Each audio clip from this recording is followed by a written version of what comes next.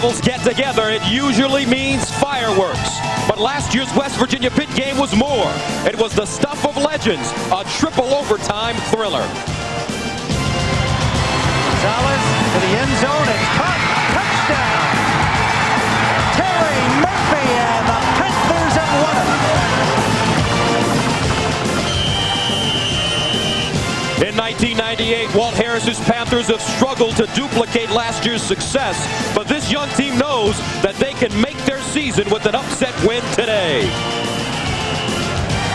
For Don Nehlen and the Mountaineers, they'll ride the strong legs of Amos Zaraway as they look for one more Big East win before bowl season begins. The Backyard Brawl, West Virginia, Pittsburgh on CBS.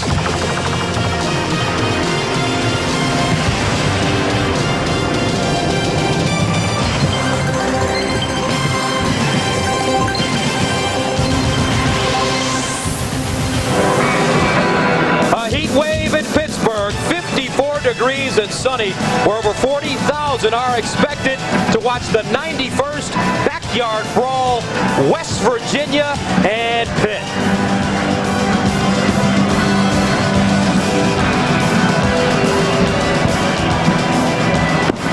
And the West Virginia Mountaineers, here they come. Last week, victorious over Boston College, 35-10. They are bowl bound.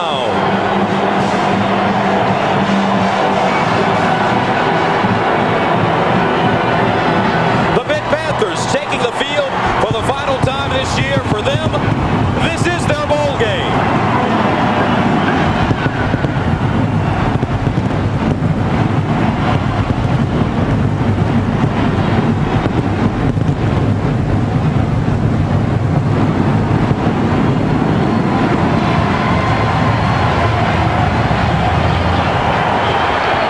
Happy holidays, everybody. Welcome to Pittsburgh. I'm Gus Johnson along with John Dockery.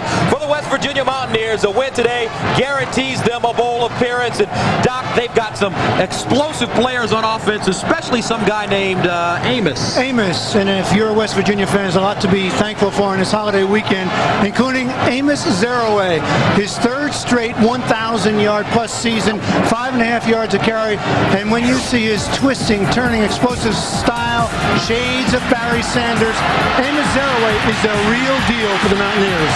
Now, along with Zaraway, they've seen their quarterback blossom. Marc Bulger, a Pittsburgh native. Boy, is he having a nice season. And it's not only Marc Bulger who completes over 60% of his passes in a career.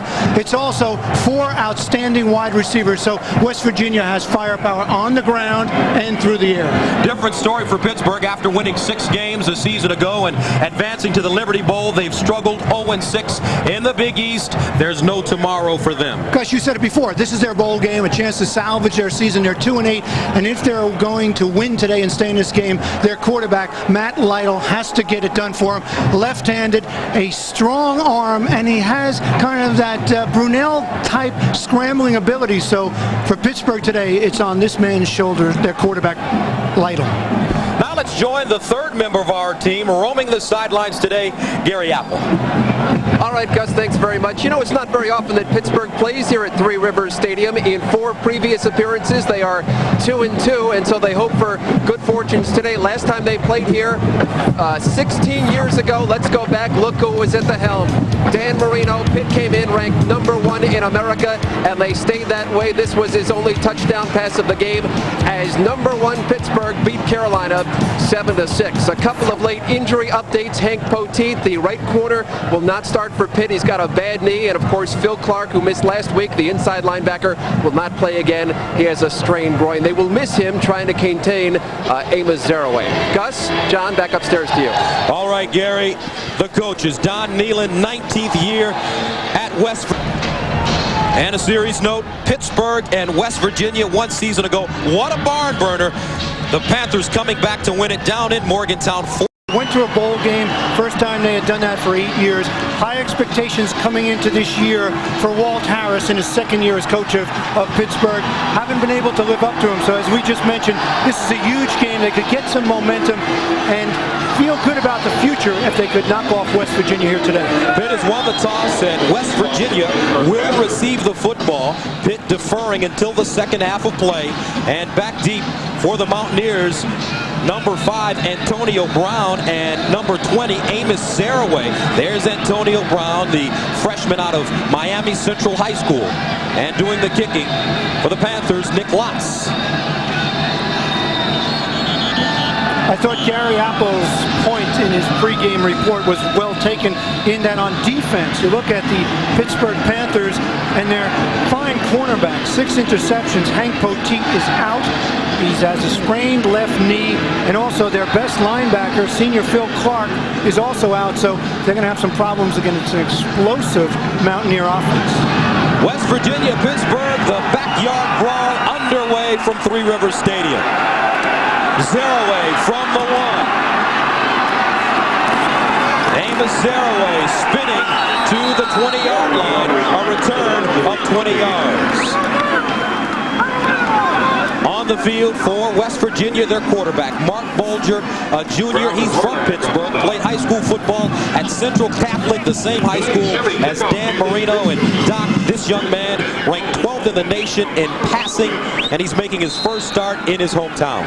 In his hometown, and he has some terrific wide receivers, 4 of them to be exact, but Foreman and Saunders are 2 of the best in the history of West Virginia football. First down and 10 from the 21-yard line, out of the I formation. Zaraway is the deep back.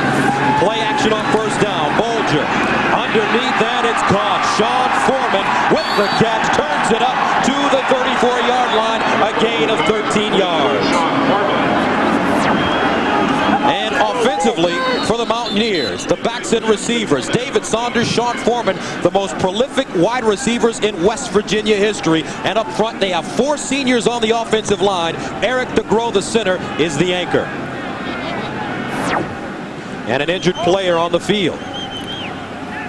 You just introduced that West Virginia offensive lineup. It's got such terrific balance. I mean, they run the ball well, as we just talked about with Zaraway. They throw it well with Bulger. And Foreman and Saunders, 2 of the best. And we'll take a look right here and see if we can see what happened on that particular play and injury. Hard to note what happened there. Looks like Tracy Creighton, starting left cornerback, may be the injured player on the field for Pittsburgh. And that would be a tremendous blow. Their right corner, as you mentioned, already out of the game with a knee problem, Hank Poteet. And it was hard to see on that angle, but if it is Creighton, both cornerbacks will be out. Both, Poteet, a junior, and Creighton, a senior, one of their best players in that secondary. So this would be devastating against a real high-powered Mountaineer attack. And Gus, just talking about that attack for a moment as we wait for this injury to be cared for. It's so balanced, and you mentioned that offensive line across the middle, those 3 fifth-year seniors anchoring the middle, plus a good runner, a good quarterback. Scary moment on the field right now. Back to Pittsburgh after this.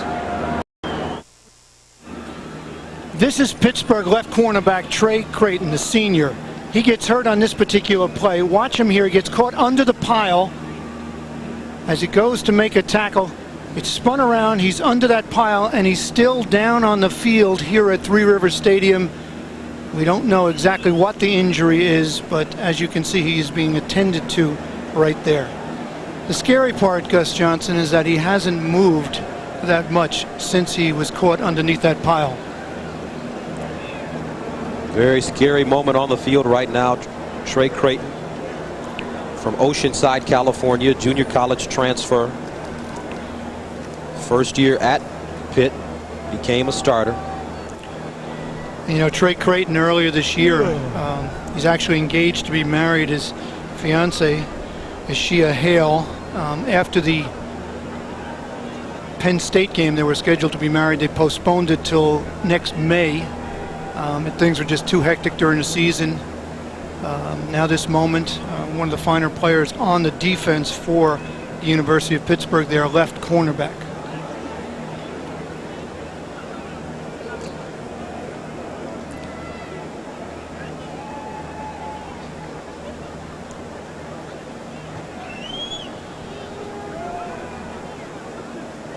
Final game for Creighton.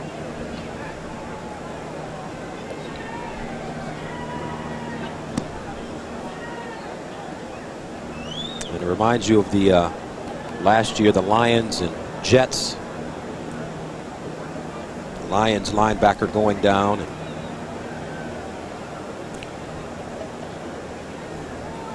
This is something you worry about as a player. Remember in all my years of playing in college and the pros, when things like this happened, the game went into perspective. I mean, we're all very intense about it. Football players are very intense. The sport is very emotional.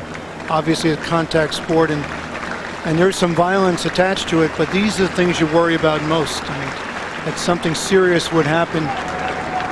Appear to have him on the stretcher, and for now everyone's concern is with Trey Creighton, the left cornerback for Pittsburgh, and the game is secondary at the moment. And for the players, it's hard, Gus, to shift gears. One moment you're excited about the backyard brawl, as this is called, this rivalry, and the next moment a teammate, an opponent is down on the field and now being wheeled off.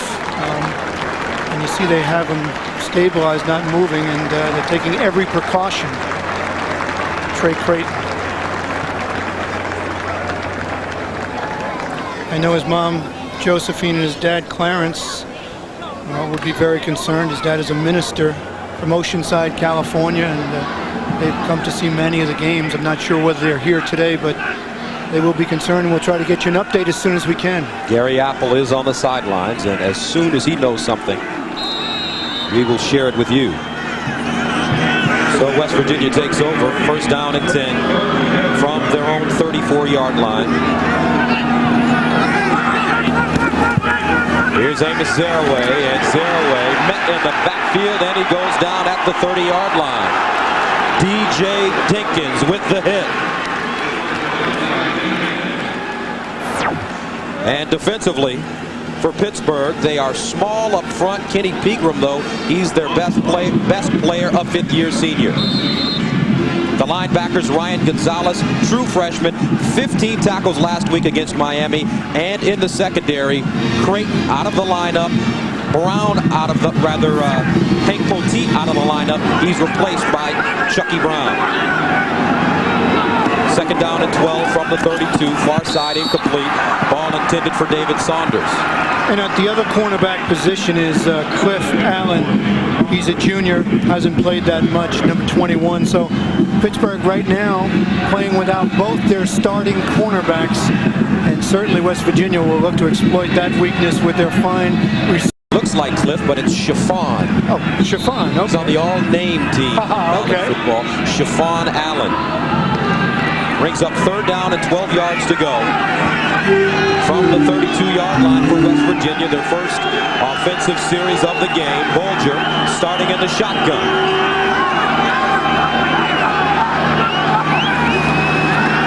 And Bulger. The out pattern incomplete. Ball intended for Pat Green. And a Pitt defense, they come up strong. They force West Virginia to send it away. A little surprised to see Pat Green in the lineup. You know, he's been nursing that ankle, and they weren't sure how much he would play. That time it was an out route. He just broke the ball, was poorly thrown. Bulger did not set up. He just threw with his arm and incomplete. Last year, Pat Green had 12 catches for 200 yards against Pittsburgh in this same game, but he's playing with that tender ankle. That brings on Jay Taylor to punt. Standing at the 16-yard line. Tim Stein back deep, lets it take a bounce. And it's recovered at the 36. A 31-yard punt, no return. Schiller down the ball at the 37-yard line. So 13 minutes, 33 seconds remaining in the first quarter of play. Pitt on offense after this. And welcome back to Three Rivers Stadium, first quarter. Pittsburgh with the football now. Let's go downstairs to Gary Apple.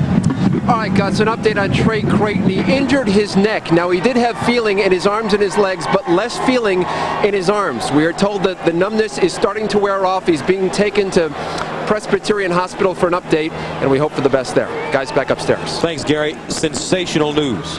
Great news on Trey Creighton. I'm sure his fiance and his mom and dad and everybody watching this game here in the stadium, that's a little bit of a relief that there is feeling, and hopefully it's not any serious injury. Matt Lytle, the starting quarterback for Pittsburgh. First down and 10 from the 38 for the Panthers. down, they run the football. Brandon Williams, the freshman, carrying the load. Offensively for Pitt, they're very young up front on the offensive line, but their receivers are good. Terry Murphy and Lateef Grimm, two of the best in the Big East. Meanwhile, their offensive line, young. They're 2 tackles, first-year starters at Pitt. 2nd down and 7 from the 41-yard line. And the pitch this time is Kevin Barlow. And Barlow trying to get outside, but he's wrapped up.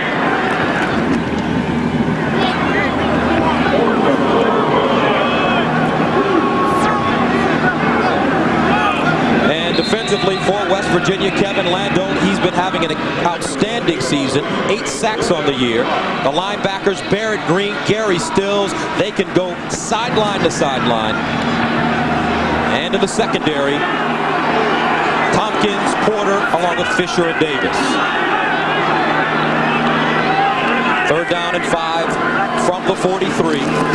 Lytle in trouble, and he goes down. John Thornton with the sack, and Big John Thornton playing with a hyper-extended elbow that he suffered against Rutgers. Didn't bother him there.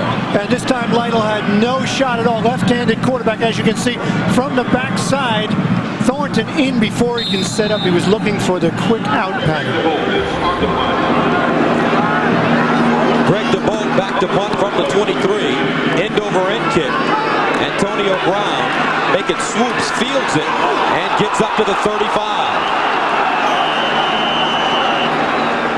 A 32-yard punt.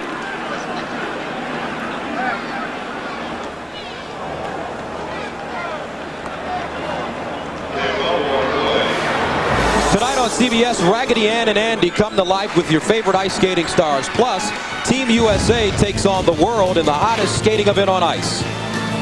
Snowden's Raggedy Ann and Andy Holiday Show plus Ice Awards. Great family entertainment, and what a great day here in Pittsburgh. Usually, some of the people told us that they're accustomed to seeing snow on Thanksgiving Day, but the day after, 54 degrees. On 1st down, the ball is caught. This time, David Saunders cradling it, and he's close to a 1st down. Saunders just done a quick out move against Chuck Brown, who's substituting at the cornerback positions, and you have to believe all day long Bulger will take advantage of those quarterback mismatches, try to spread out the field and force the Pittsburgh defense to get out from in there, and once they do that, then it's Amos Zeraway with plenty of room to roam. Gain 8 on the play, 2nd down and 2 from the 41. Zeraway starts again. Continues to make people miss. Is lucky to get back to the line of scrimmage, but what an exciting play just to get back to the line of scrimmage. You know, people say shades of Barry Sanders, as we said in the open. Certainly there's only one Barry Sanders, but, you know, Amos Zeraway has done it all in the Big East and for West Virginia. Take a look at that. Just a junior. Big question whether he stays or not. 1st in rushing, 1st in yards, 1st in 100-yard games with 20.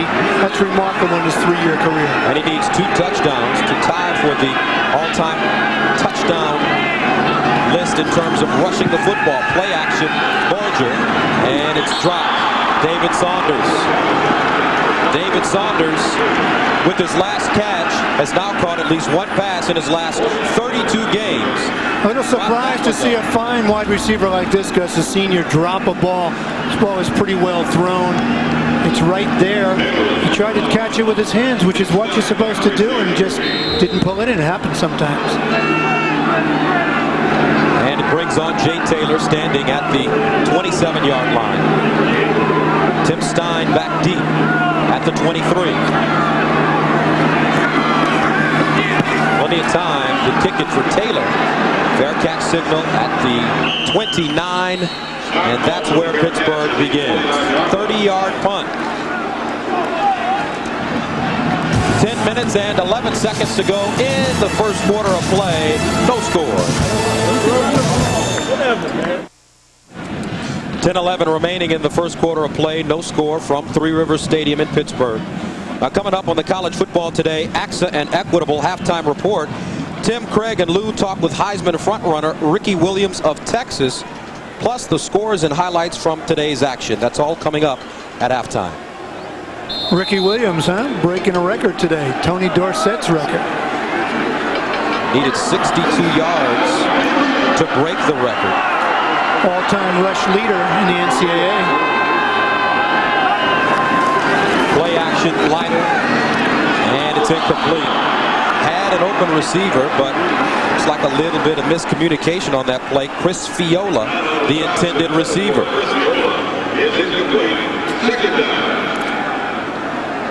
Got the matchup they wanted on the linebacker, Pete Simeone, and Fiola was actually open and had some running room had he pulled that ball in. Had a lot of running room along the sideline. Matt Lytle, a senior from Wyomissing, Pennsylvania. He's been very frustrated this season, his coaches tell us. He's a fierce competitor, but at times he does force things. 16 touchdowns, 12 interceptions on the season. 2nd and 10 from the 29. Draw play. Nice pickup for Pitt. This time it's Kevin Barlow, a gain of 9. Caden with the tackle. This is a young Panther team, and actually it was Chris Edmonds on that last coverage for West Virginia, but they are a young team. Take a look at this graphic here. First away game, 34 players made that road trip. First game in Division 1A, what was that, Penn State, Gus? Exactly. 25 players made their first appearance. So they're young and they're thin. And, you know, Walt Harris was talking about we better play well early because we need to get some self-esteem and confidence to believe that we can actually win. So far, they've been playing well, and they stopped a powerful, explosive West Virginia offense on the first few drives. Here, they're on the move, and we have a measurement. Talking to Walt Harris the other day and telling us that he only has 74 scholarships out of a possible 85. Team has a lot of room to grow, and they're a bit short of the first down. And Gus, you might say, why does he only have that? Well, some of the players left of their own accord, and some were run off because they just were not committed to the program. Walt Harris has a long-term view of bringing Pittsburgh back to some of the glory days of Dorsett and Marino and some of the great players, Freilich, who were part of that U-Green, part of the Pittsburgh tradition. He wants to bring them back, and if you want to commit and you don't have the work ethic, then Walt Harris doesn't want you with the program. So 3rd down and short for Pitt from their own 38-yard line. Kevin Barlow is the deep man in the backfield. And they need about a foot.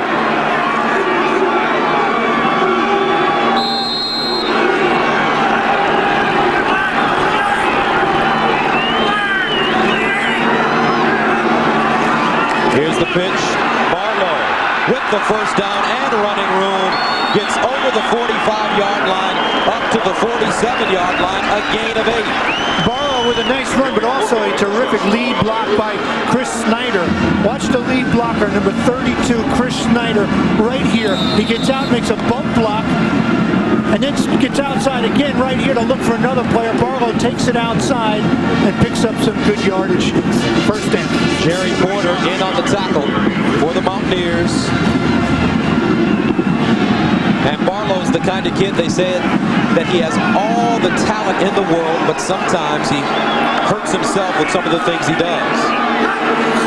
Lytle again, this time passing, in trouble, scrambles out of the pocket with running room. Lytle gets inside the 45-yard line, down to the 43.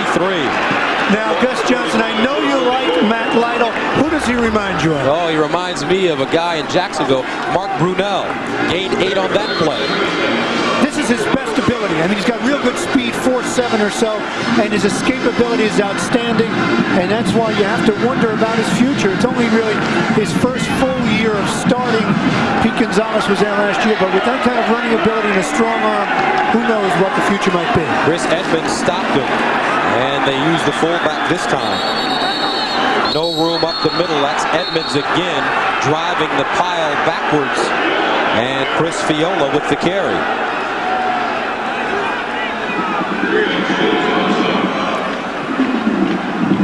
You talk about Matt Lytle. I mean, 2 years ago he was actually played some, and then last year he lost his job to Pete Gonzalez, who is actually now the 3rd quarterback side with the Pittsburgh Steelers. Gonzalez had a spectacular year. I think it was kind of a wake-up call from Matt Lytle. I don't know if he committed himself enough, but he's back this year and hopes to have a big finish. And this is the last game of his college career. 3rd down and 3 from the 45. Lytle scrambles out of the pocket again. Now steps up with running room. And he gets the first down.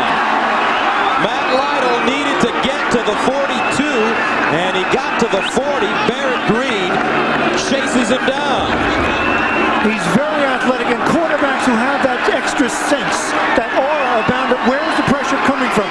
He feels it. Now he knows he can't get outside, so he cuts back inside and then runs away from John Thornton to pick up the first down. So the Panthers driving. This is the 6th play of the drive that started on their own 29. Lytle going over to talk to the official. 7 minutes, 28 seconds to go here in the first quarter. No score. Lytle down the field, looking, and it's picked off. Jerry Porter picking it off. And we talked about that. Sometimes he forces things. He'll make the big play, and he'll make a bonehead play. That time, he just threw this ball up for grabs, and Porter was back on his free safety position. And you can't throw a ball like this and expect to have it completed. Watch him right here. He just throws it up, lobs it up, in the center field to Jerry Porter. Has the best shot and makes the interception. 5th interception of the season for Jerry Porter. And West Virginia gets the ball back at their own 14-yard line. Out of the aisle. Zeraway on the pitch. Cuts it back, spins, still running. And there he goes. Amos Zeraway dragged down from behind at the 25-yard line. Chuck Brown with the tackle, but it's a gain of 12. How sweet he is. 12 yards. His cutback ability, his spinning ability, and then he has that little burst of speed. He does not have the blazing speed of a guy like Barry Sanders, but watch this. He finds no room here, does a spin so you can't get a piece of him, and then turns it back around, switches the ball the way he's supposed to. That allows him to keep his inside arm, his straight arm, open to grab a player's face mask from the looks of it at the end. Had 143 yards rushing last week against Boston College.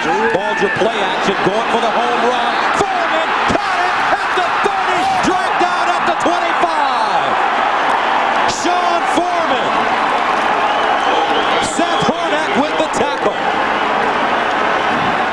A gain of 51 yards. Foreman, the 2 wide receivers can go downtown. The safeties for Pittsburgh are really run stoppers. This time Foreman gets behind Hornak, makes the catch for a huge gain. Take a look at it again here. A little fake to Zeraway. Have to respect it. It held the safety Hornak, and then Foreman behind him for a huge gain.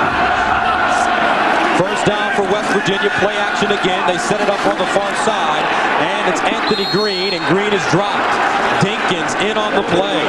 DJ Dinkins, a former quarterback who last year at the beginning of the season was competing with Gonzalez for the starting quarterback job.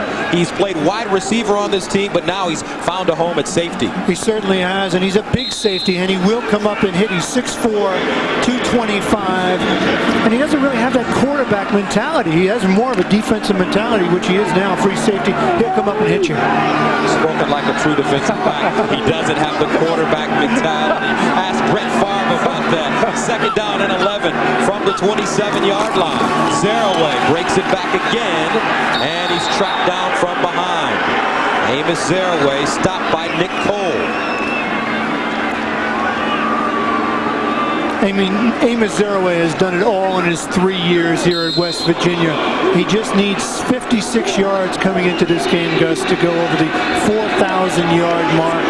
I mean, he is just a Big East all-time career leader in rushing. Amos Zeraway is a special back, as Don Nehlen says. From Long Island, and the big question for Amos, will he return for his senior season? Third down and 8 from the 24. Bulger tossing it up, and it's incomplete. Intended for Anthony Becht. Harnack came over late, broke up the play. Also, Gary Thompkin there.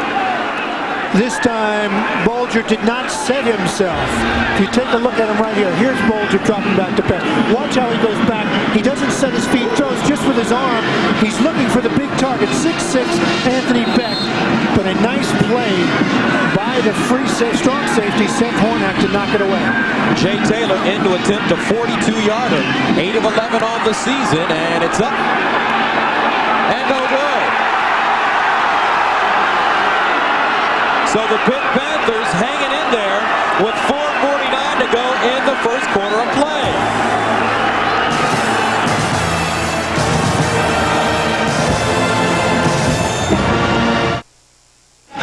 .449 remaining in the first quarter, no score. Pitt with the football as they're playing at Three Rivers Stadium for the first time since 1982. They have a 2-2 overall record here.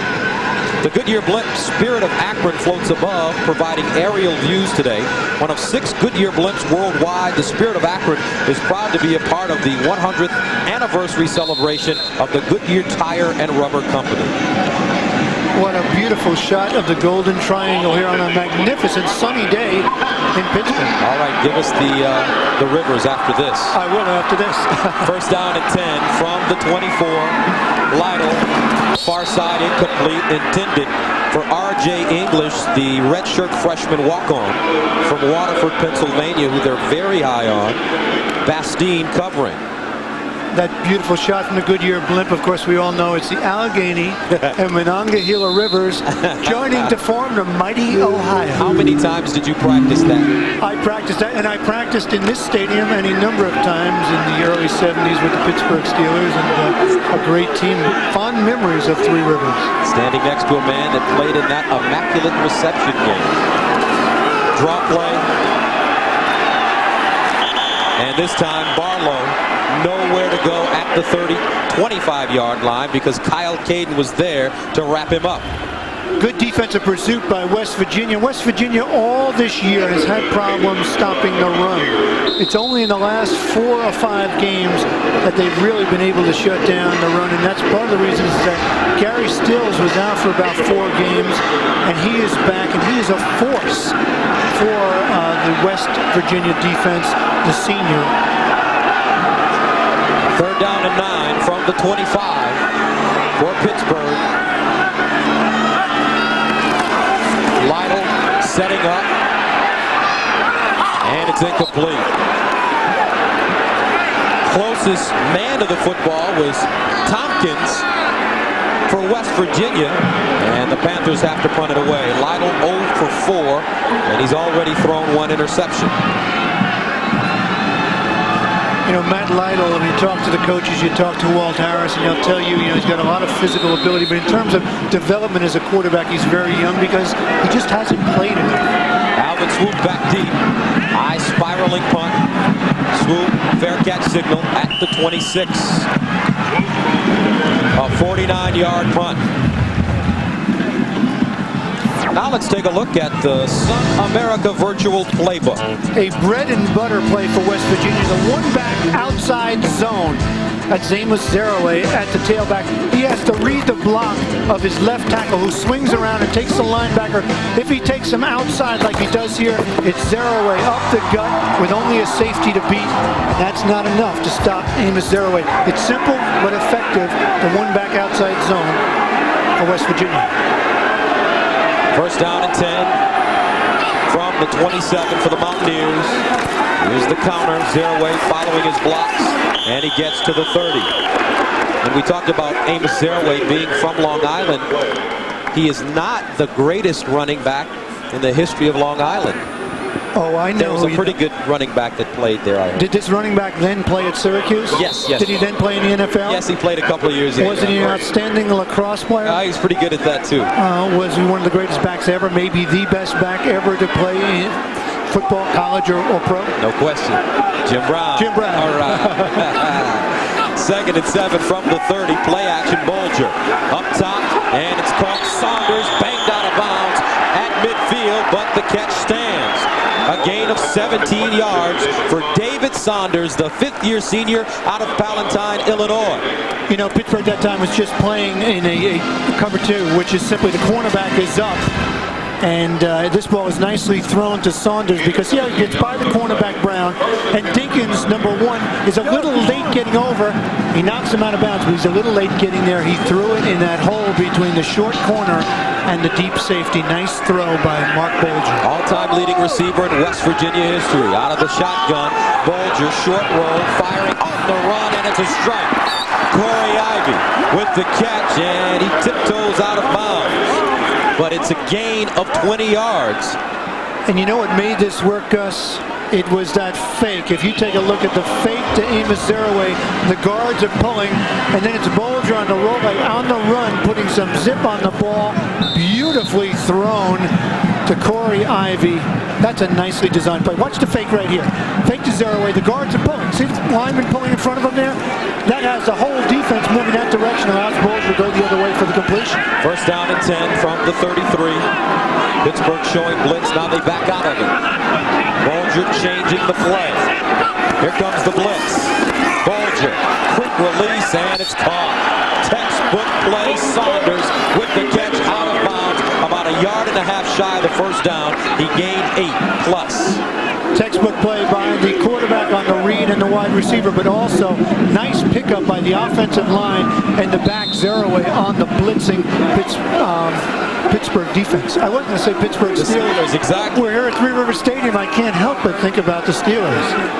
But today is Panther Day at Three Rivers. I'm sure a lot of fans are thinking about the Steelers after yesterday's loss to Detroit and the way they lost that football game. Second down and short. Bulger, slant pattern caught. Ivy, first down at the 10. Nicely executed slant pattern to Ivy, just coming across the middle and picks up the first down. Gain 14. Bulger, quick three-step drop, just a slant, and this is a timing pattern. And right there, Dinkins misses as Ivy ducks underneath him to pick about another 5 or 6 yards up again. Just a little behind the receiver, and maybe that contributed to Dinkins missing because it made the receiver Ivy slow down. First down and 10 from the 12. Anthony Green in motion. Amos Zeraway running, and Zeraway picks up maybe 2 yards on the play. Ryan Gonzalez, the true freshman, with the tackle. Gus, you mentioned the Steelers yesterday and that whole thing in overtime with the coin toss. Boy, that was something else. Was it heads? Was it tails? The official said, Jerome, you called heads first, and Detroit got the ball, and obviously they won that game. West Virginia, look at this, total yards, 144. Pittsburgh only 30, but when you check the scoreboard, it doesn't matter. Second and 9 from the 11. Seventh play of the drive. Bulger looking, backing up, and he dumps it. Wise play by the junior quarterback. Didn't see anything. He let it go. I was going to say he had awful good protection. He held that ball for a long, long time, and the penalty goes against West Virginia. Probably a holding call on the offensive line. But you're right, Gus. I mean, he did what you should do, and that's a mature quarterback. Bulger's played a couple of years now, and he just threw that ball away the way you should.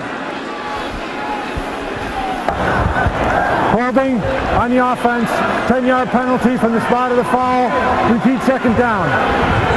And talking about that West Virginia offensive line, they have 4 seniors on the offensive line. 3 of them are fifth-year seniors. A lot of experience up front for Don Nehlen's team. He has a nice offensive team. This Don Nehlen team coming into the season was picked to win the Big East. Now, that hasn't happened, but still, if they win today, they could be 8-3 and go to a major bowl, probably the Gator Bowl if they win this game. Second and a long 29. Play action for Bulger, setting up in the pocket, underneath, and it's incomplete. Sean Foreman dropped the football. And the Pitt defense right now, Doc, it looks like they're kind of bend but don't break. It's been the way, and this time he had enough time. As you watch the receiver here, Sean Foreman, and he's on the replacement defensive back, Allen. The ball sees weight, and the ball comes. It was definitely catchable. It was dropped before Allen or anyone else hit him, so he just dropped that ball. So West Virginia faced with 3rd and 29 from the 31. They're 0 for 3 on third down conversions so far. They need to get to the 2 for a first down. Zeraway, and he's cut down at the 20. DJ Dinkins. Nice tackle by Dinkins, the former quarterback. A gain of 11 yards. A scary thing as you see a back like Zeraway with all that movement. Take a look at it here. He will be at the end of this play one-on-one with DJ Dinkins in the open field. See, Dinkins breaks down and then just shoestring tackle to bring down Zeraway. Brings up Taylor. He's already missed one, attempting a 38-yarder. And he hit it. So with 1:05 remaining in the first quarter of play, West Virginia gets on the board.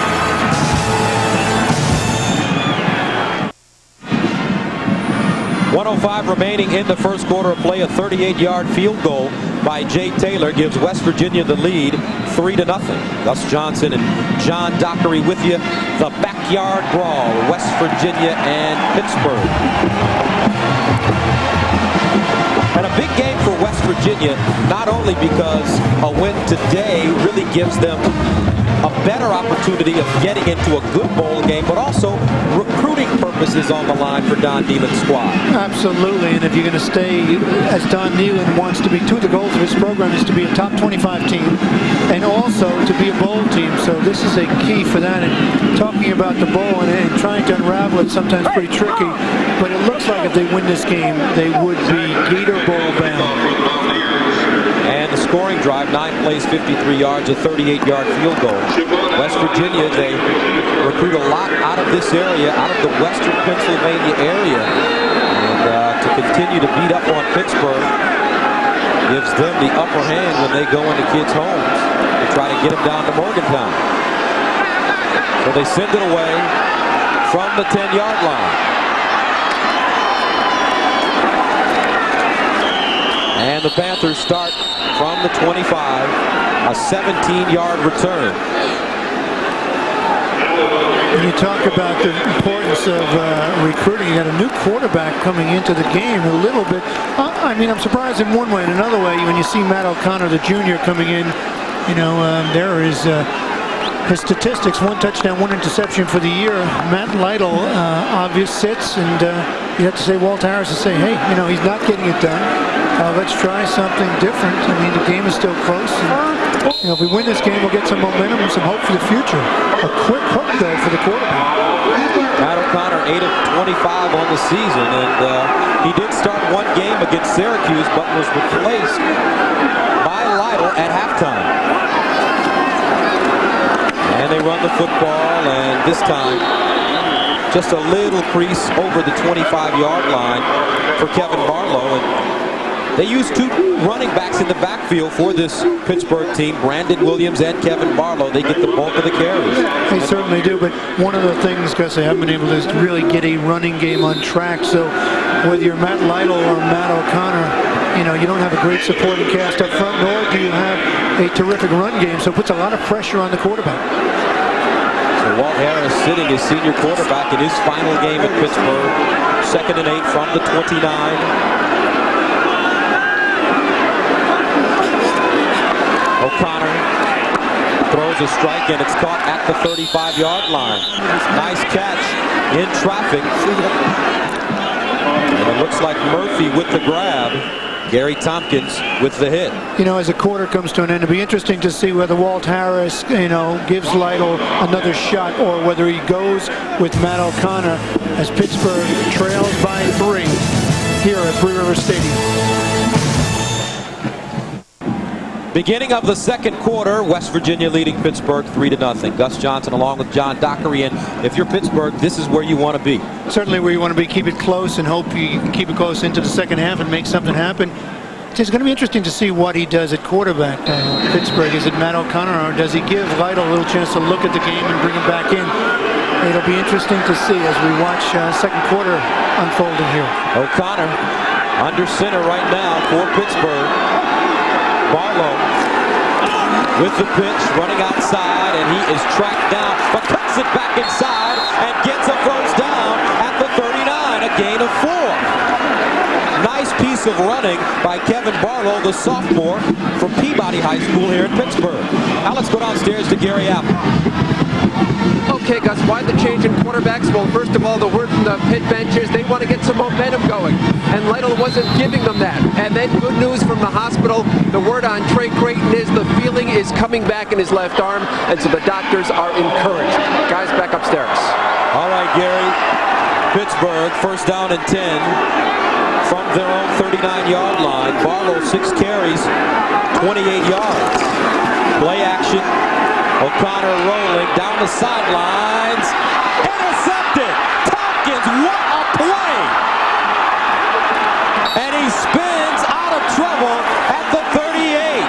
Gary Thompkins, the junior from Miami, his 3rd interception of the season, a one-hand grab. What a catch by Thompkins. There was an early flag on that play, and you have to believe, as we catch the official now, you would think that it was against.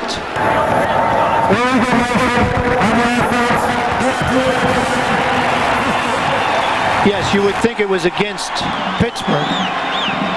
And this ball by O'Connor is just poorly thrown. Take a look at it right here. A little bit of a fake, and then he rolls out, and the ball is just thrown up. And what the play is, as you mentioned, Thompkins with the one-handing spinning catch pulls it in. A turnover for Pittsburgh. West Virginia gets the ball back. And after the throw, take a look at here. Gary Stills and company lets O'Connor know that he's in the game. Thompkins, the leader in the secondary for West Virginia. It gives the Mountaineers terrific field position. First down and 10 at their own 38-yard line. And this time, Zaraway goes nowhere because Nick Cole is right there on him, along with Pegram.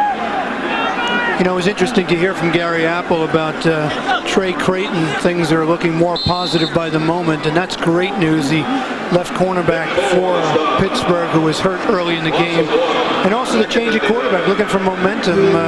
You know, I wonder if Matt O'Connor is going to be the guy. Lytle has that improvisational ability, can make things happen, but obviously Walt Harris believes he wasn't getting enough, wasn't making enough happen for Pittsburgh offense. Second down and 11 from the 37. Quick strike, Saunders, stutter step, nowhere to go. What a nice defensive play. Kareem Thompson, the outside linebacker, wrapped him up and rode him out of bounds. Thompson was right there on this play. This was actually a lateral. Bulger throws it out. It's actually a lateral to Saunders. And you're right. Look at that play by Thompson. Right there. A loss for West Virginia. Kareem Thompson, a former defensive back, also played running back, junior from Roanoke, Virginia. Loss of 5. This Pitt team, at one time this season, 9th in the country defensively. Currently, they're 27th. And they don't have a lot of talent on defense. Bulger, and it's incomplete. So the Pitt defense, energized on the field. They have been playing great football against a high-octane offense so far, Doc.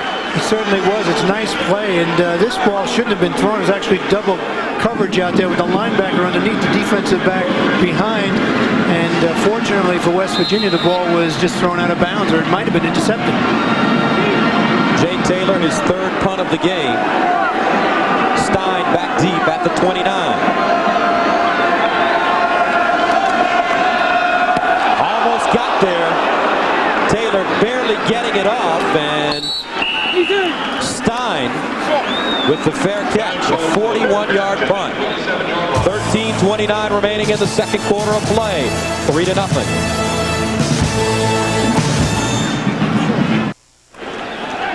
13 minutes and 29 seconds remaining in the second quarter. West Virginia a little surprised now. They only lead it 3-0. Time now for the Aflac trivia question. Who did Tony Dorsett pass to become the all-time career NCAA Division 1A rushing leader? We know Ricky Williams passed Tony Dorsett today against Texas A&M. but who did Tony pass? That is the question. Aflac trivia question. Can I give you a hint? Give me a hint. Come on, he was a Heisman Trophy winner.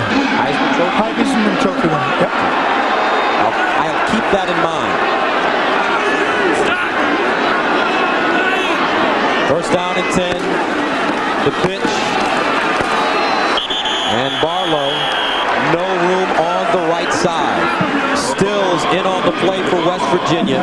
And Stills, what an interesting player. He's battled all kinds of injuries, but Don Nehlen puts it best. He says a healthy Gary Stills is to a defense what a 7-footer who can run the floor and block shots is to a basketball team. Wow, that's saying something. And if you watch Gary Stills, you might want to even watch him on this next play. He's got the fastest 2 steps off the corner when he's rushing the passer. Nobody's faster in college football.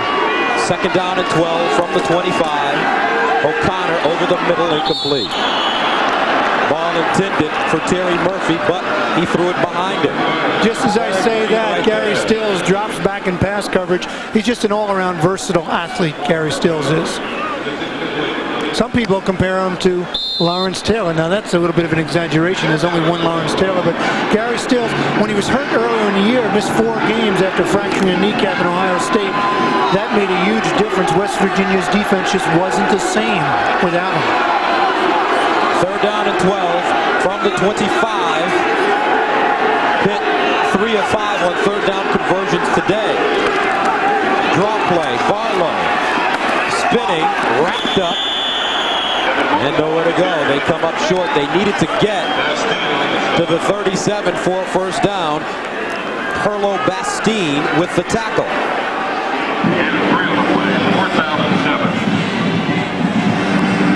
Brings on Greg DeBolt to punt. And back deep for West Virginia. Number 9, Alvin Swoop. Bad punt. Got it away somehow. DeBolt. Great play by DeBolt to get it away. A bad snap. This is like trying to field a ball at shortstop. Watch the ball come bouncing back. DeBolt fumbles it, but then somehow gets it off. He did a great job. CBS Sports coverage of NASDAQ Amex College football will continue after this message and a word from your local station. The address is CBS. Welcome home. In the air, changing leaves could only mean one thing. It's football season! Air Service of West Virginia is your Lennox dealer. It's also home heating season. I have the dish, the big screen, the recliner. We have the Lennox heat pump, furnace, and fireplace. Yep, this season this is the best seat in the house, baby. Thanks to Air Service of West Virginia, it's also the warmest. Lennox, one less thing to worry about. West Virginia's competition is tough, at times even brutal. But listen, Mountaineer fans, one way to beat them is with a club, the Mountaineers United Club. I'm Coach Don Nehlen, and this is a great way to support WVU athletic scholarships while enjoying free Mountaineer checks, a no annual fee Mountaineer credit card, and more. Please join today at your nearest United office, unless, of course, you're a Hokie. Care for you at the health plan. We are here for you.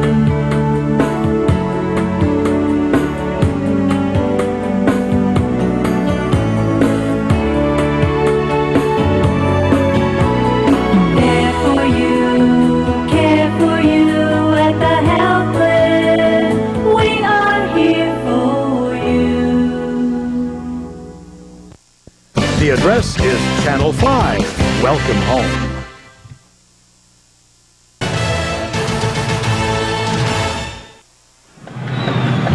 Long snapper John Parker skipped this ball back to Greg DeBolt. He did a great job to come up with it. And he gets off a 19-yard kick. You wouldn't say the greatest kick, but that could have easily been minus 19 or else blocked and taken in for a touchdown. So a terrific play by the punter, Greg DeBolt, to save a disaster for Pittsburgh.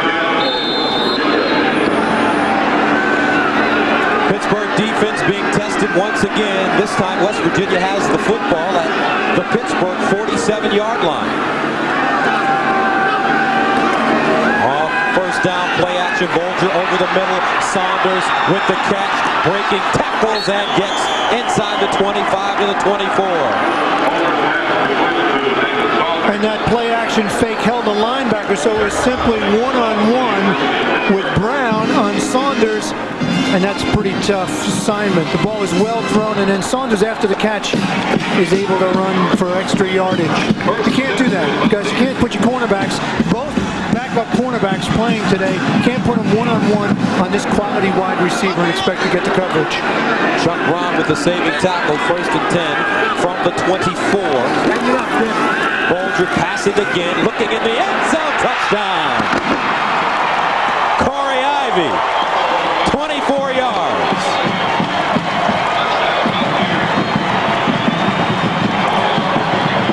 Again, the safety's too late. It's one-on-one with the corner. Ivy just does the post pattern.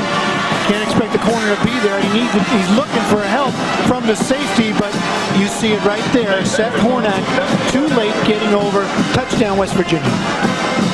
So Khori Ivy, his 4th touchdown of the season, brings on Jay Taylor, who missed 2 extra points last week, and this one is good.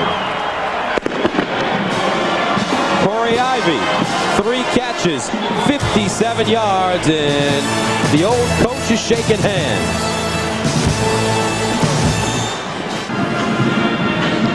$10 to nothing, a 24-yard touchdown from Marc Bulger to Khori Ivy, and the West Virginia Mountaineers have finally got 6 points on the board, make it 7 with the extra point.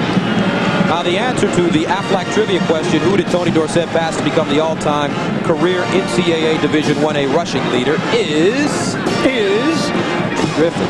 Double Heisman Trophy winner, Archie Griffin. Ohio State 72-75, and someone broke Tony's record as well.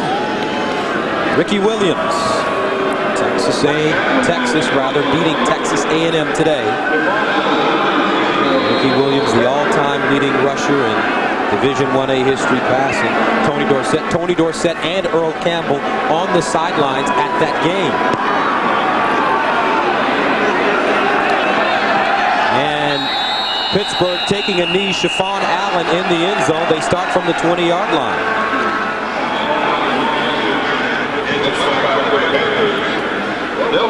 And people talk about Ricky Williams, and they say there's a scorer, by the way. Texas 26-24 over Texas A&M. And check that, Gus, for Ricky Williams, 259 yards. Man goes over 2,000 yards for the season. Averages almost 6 yards a carry. And, you know, people are saying, who is he like? You know, Earl Campbell, maybe, but Earl was, I think, a little bigger, than he was. Matt Lytle back in the game at quarterback. First down and 10 from the 20. He replaces Matt O'Connor, who replaced him. Lytle passing on first down, and he throws a missile. Terry Murphy with the catch, and Murphy tiptoes out of bounds at the 43-yard line, a gain of 38. Sometimes as a quarterback, a coach will take a quarterback out so that he can see the field and get a little perspective. Lytle's been sitting for a while. This time he goes to Terry Murphy, perhaps the best wide receiver on the Pittsburgh team. Over the middle, ball well thrown, and then Murphy, after the catch, he can run. Of course, last year Murphy caught that touchdown in triple overtime as Pittsburgh beat West Virginia last year. Good protection as well. First completion of the day for Lytle. He's 1 of 5. Throwing again on first down, steps up, wants to run and goes down.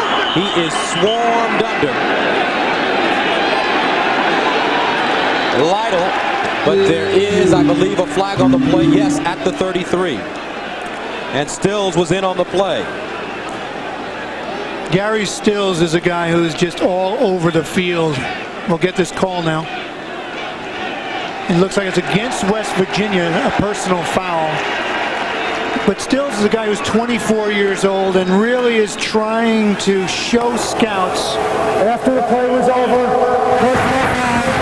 the defense, 15-yard penalty, first down. They didn't say who the penalty was on, but we're talking about Stills. He wants to show the scouts that he is indeed a #1 pick in the NFL draft. Watch at the end of the play here. And that's the penalty they called. I don't think it was on Stills. I think it was actually, it was just before that. But Stills really quick on defense everywhere. First down and 10 for Pitt at the West Virginia 27. Golden opportunity for them. They run the option.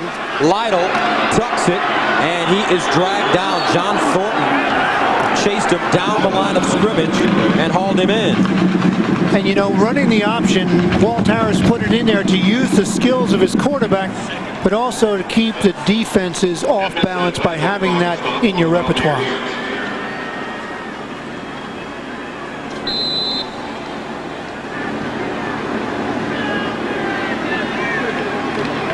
So with 10 minutes and 23 seconds remaining in the second quarter, West Virginia leading it 10-0. Lytle faced with second down and 10 from the 27. The option goes back to pass in the end zone. Incomplete. Intended for Lateef Grimm, but good coverage on the play by the Mountaineers. Charles Fisher. Exactly, Gus. And this time they try to go to their home run hitter, Lateef Grimm. He was out last week with a concussion. Here he's down in the end zone. And Grimm, there was actually a yell from the crowd, and they were hoping that there'd be a defensive interference call on Charles Fisher, number 4. Both players pushing and shoving, no call, incomplete. Charles Fisher, a senior from Aliquippa. Third down and 10 from the 27. They need to get to the 17 for a first down. Ball knocked away. Chris Edmonds got a hand on it. Edmonds, sophomore from Pittsburgh, played at Woodland Hills High School, where he was discovered by his high school football coach in gym class.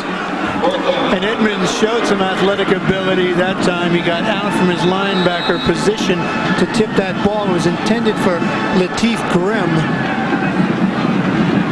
sophomore, transfer from junior college, and a really fine player for Pittsburgh. Brings on Nick Lotz in to attempt a 44-yard field goal. Pittsburgh, they've used 3 different kickers on the season. Big one for him.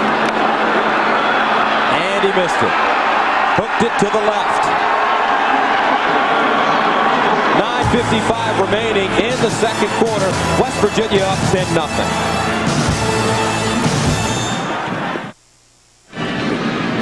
Nine minutes and 55 seconds remaining in the second quarter. West Virginia leading it 10-0 with the football.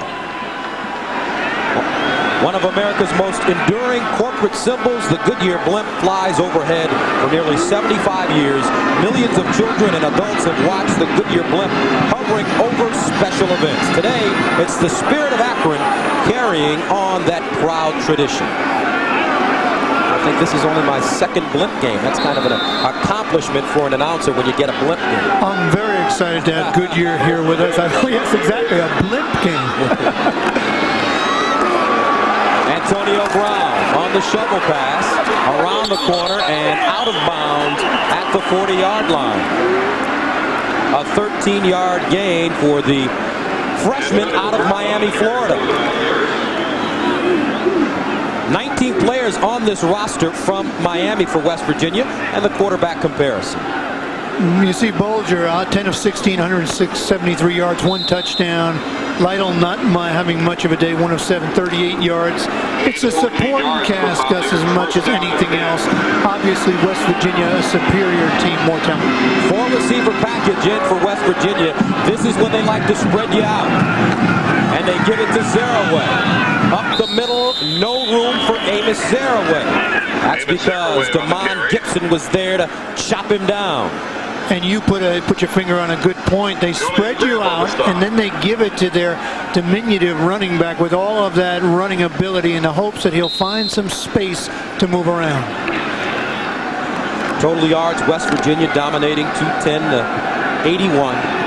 8 of 3 on the play. But Pitt still in good shape, trailing only 10-0. 2nd and 8 from the 43. Bulger play action, sets up deep in the pocket and throws a BB. Ball caught at the 45-yard line of Pitt by Khori Ivy. Gary Thompkins with the tackle, a gain of 11. And they really like, Doc, the receivers that they have that will follow Foreman and Saunders, Ivy, Green, as well as Antonio Brown. They are loaded at the wide receiver position, and he's just getting time as well. The quarterback Bulger from that veteran offensive line. It's just like playing pitch and catch in the backyard when you have that much time. Ivy already with a 24-yard touchdown, 4 catches, 68 yards, 1st and 10 from the 45. Bulger rolling, throwing, caught. Ivy again, written out of bounds at the 27. But Ivy is having a day. That time Hornak pushed him out of bounds, but he picked up another big chunk, 17 yards. If you watch this play, you'll see a little play action as Bulger fakes the ball to Zeraway, and you see the line pulling. Then he just rolls out, pulls the defense, and you're right, Ivy is having a day. Good targets. They're all big targets. Ivy's 6'2". Watch the fake to Zeraway. You must respect that when you have a back like Zeraway, and that opens it up on the other side. Ivy from Boca Raton, Florida, junior college transfer. Bulger setting up again. This time it's incomplete. Chiffon Allen, the backup quarterback who was forced to start today because of the injuries to Hank Poteet and Trey Creighton. Chuck Brown is the other starter. Was there defensively. That was a good play by Allen. There was actually some bumping. The wide receivers for West Virginia are very physical. If you look at them, we're all about 6'2", about 200 pounds, 205 pounds. They're physical guys who will go up and get the ball and not afraid to catch it over the middle. 2nd down and 10 from the Pittsburgh 27 for the Mountaineers. Zeraway looking for a hole at the line of scrimmage, and he pushes the pile forward, gets to the 22. They need to get to the 17 for 1st down. Ryan Gonzalez, the middle linebacker, with the tackle. Who will win the Heisman Trophy? Get a complete breakdown of the top contenders in the Heisman Watch at CBSSportsline.com and on American Online at keyword CBS Sports Line. Who do you like in the Heisman? We'll talk about it after this play. Well, I don't think there's a question. Okay. 3rd down and 5 from the 22. Bulger looking in the end zone. Touchdown. Saunders, 22 yards. Gus, you mentioned it, the injury to Creighton, that cornerback forces Chuck Brown into that. The ball is so nicely thrown. It's thrown out and away.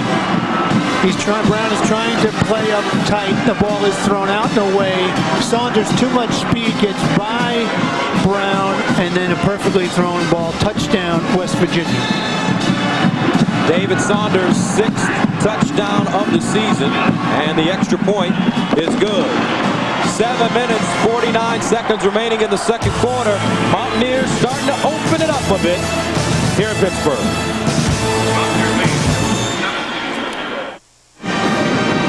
7 minutes and 49 seconds remaining in the 2nd quarter. West Virginia leading it 17-0 as they begin to open things up here in Pittsburgh. Coming up on the college football today, AXA and Equitable halftime report. Tim, Craig, and Lou will talk with Heisman frontrunner Ricky Williams of Texas, plus scores and highlights from today's action. That's all coming up at halftime. Talking about the front runner, I mean, there are some other guys that have had some decent years. You know, Tim Couch, Ron Dane. I mean, there are some guys out there, but it certainly does look like Ricky Williams, who broke Tony Dorsett's record today at the halftime. Huh? Okay, I'd like to hear what he has to say. So West Virginia starting to put points on the board. They began with a 38-yard field goal by Taylor in the 1st quarter, but then in the 2nd quarter, a 27-yard touchdown from Bulger to Ivy, followed by a 22-yard touchdown from Bulger to Saunders, and they lead it 17-0.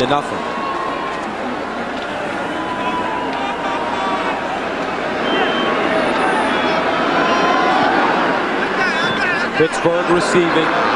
Chiffon Allen from the 10. Allen with running room. He gets outside. One man to beat. And he is hauled down at the 40. And a penalty. Face mask is the call. But what a run by Allen. A return of 48 yards. Charles Fisher with the face masking penalty. And that's going to be the big one. And watch this run. This is a fabulous run by Allen, and that's what Pittsburgh needed. Some kind of a spark. Just weaves his way through.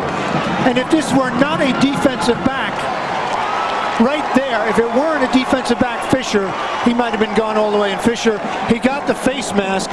Take a look at it right here. He does get the face mask, the desperation thing. And you wonder if he didn't get the face mask, whether he would have been gone. It's definitely a 15-yard flagrant face mask that probably saved a touchdown. So the Panthers with the football at the West Virginia 26. And a first down. That's just what Pittsburgh needed to ignite get some life here. They're down 17-0. They need a quick touchdown. Matt Lytle has to get them into the end zone. And the penalty yards. First down and 10 from the 26.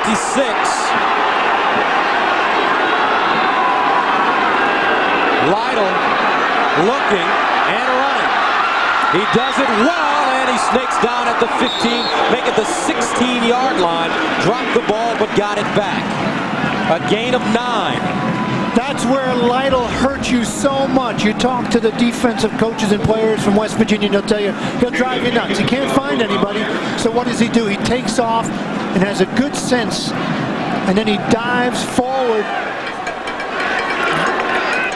Very close to the first down. So close, Gus, that they're going to measure. They need to get to the 16 for a first down, and the ball is spotted right outside the 16.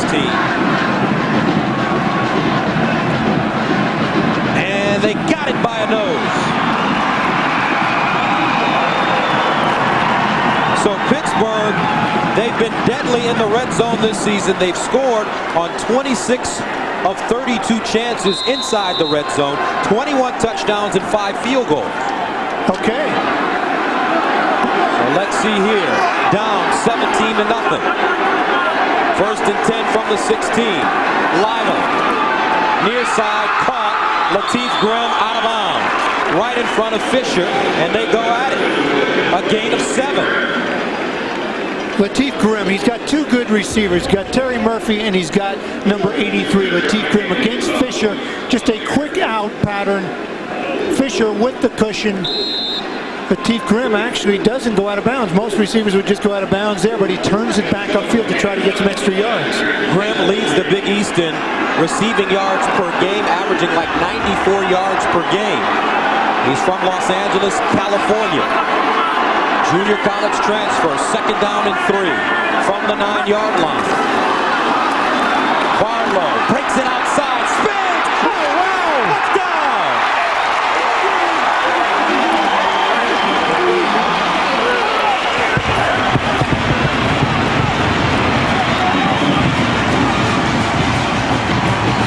What a move by Barlow.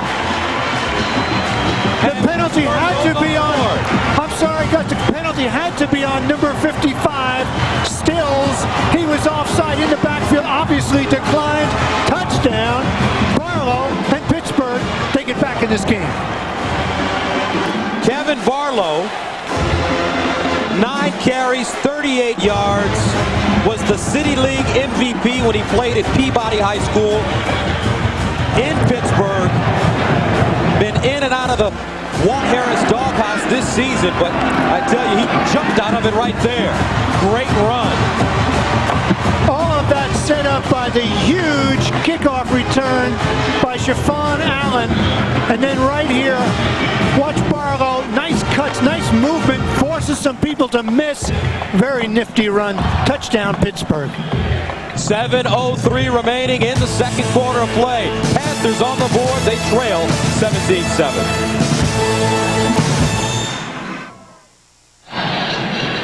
Nine-yard touchdown run by Kevin Barlow, and the Panthers back in this game. They trail at 17-7. And a scoring drive, 3 plays, 26 yards, set up by the big kickoff return by Chiffon Allen, 48 yards. The face masking penalty tacked on at the end of that. And then as the Pittsburgh was just ignited, sometimes you just need that spark to light the fire. Kevin Barlow with a nice 9-yard run after that. And what I liked about Kevin Barlow is when Coach Walt Harris told us he can do things that you just can't coach. He has the talent, but as you mentioned, he hasn't always had the motivation or the work ethic. Short kick. And Mark Corman gets out of bounds. Now let's go downstairs to Gary Apple.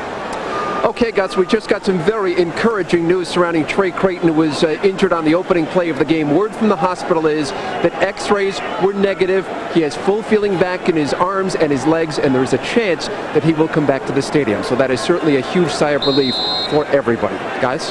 All right, Gary, great work. Good news for everybody in this stadium, because that was a scary moment as we began this football game. He was well cared for. He went to Presbyterian Hospital, and that's great news for the senior left cornerback for Pittsburgh. 1st and 10 from the 37. Zaraway, gaping hole. Amos Zaraway up to midfield. And a gain of 13 yards, tackled by Gonzalez. But prior to that run, Kevin Barlow was out-rushing Zaraway 38-34. I don't think that will continue. Sooner or later, Zaraway is going to make something happen. He's just got that good burst, such great cutting ability, and as we mentioned earlier, he needed just 56 yards to go over the 4,000 mark for his 3-year career here at West Virginia. 1st down and 10 from the 50. Brown, the motion man. The reverse. Brown. Look at him run. 1st down inside the 40, and what a burst of speed. Runs a 10.6 in the 100 meters. He was a track man in high school down in Miami, and he picked up 12. Dinkins, the injured player, and he's grabbing his left knee. And that would be devastating. They've already lost 2 starting cornerbacks. He's their starting safety.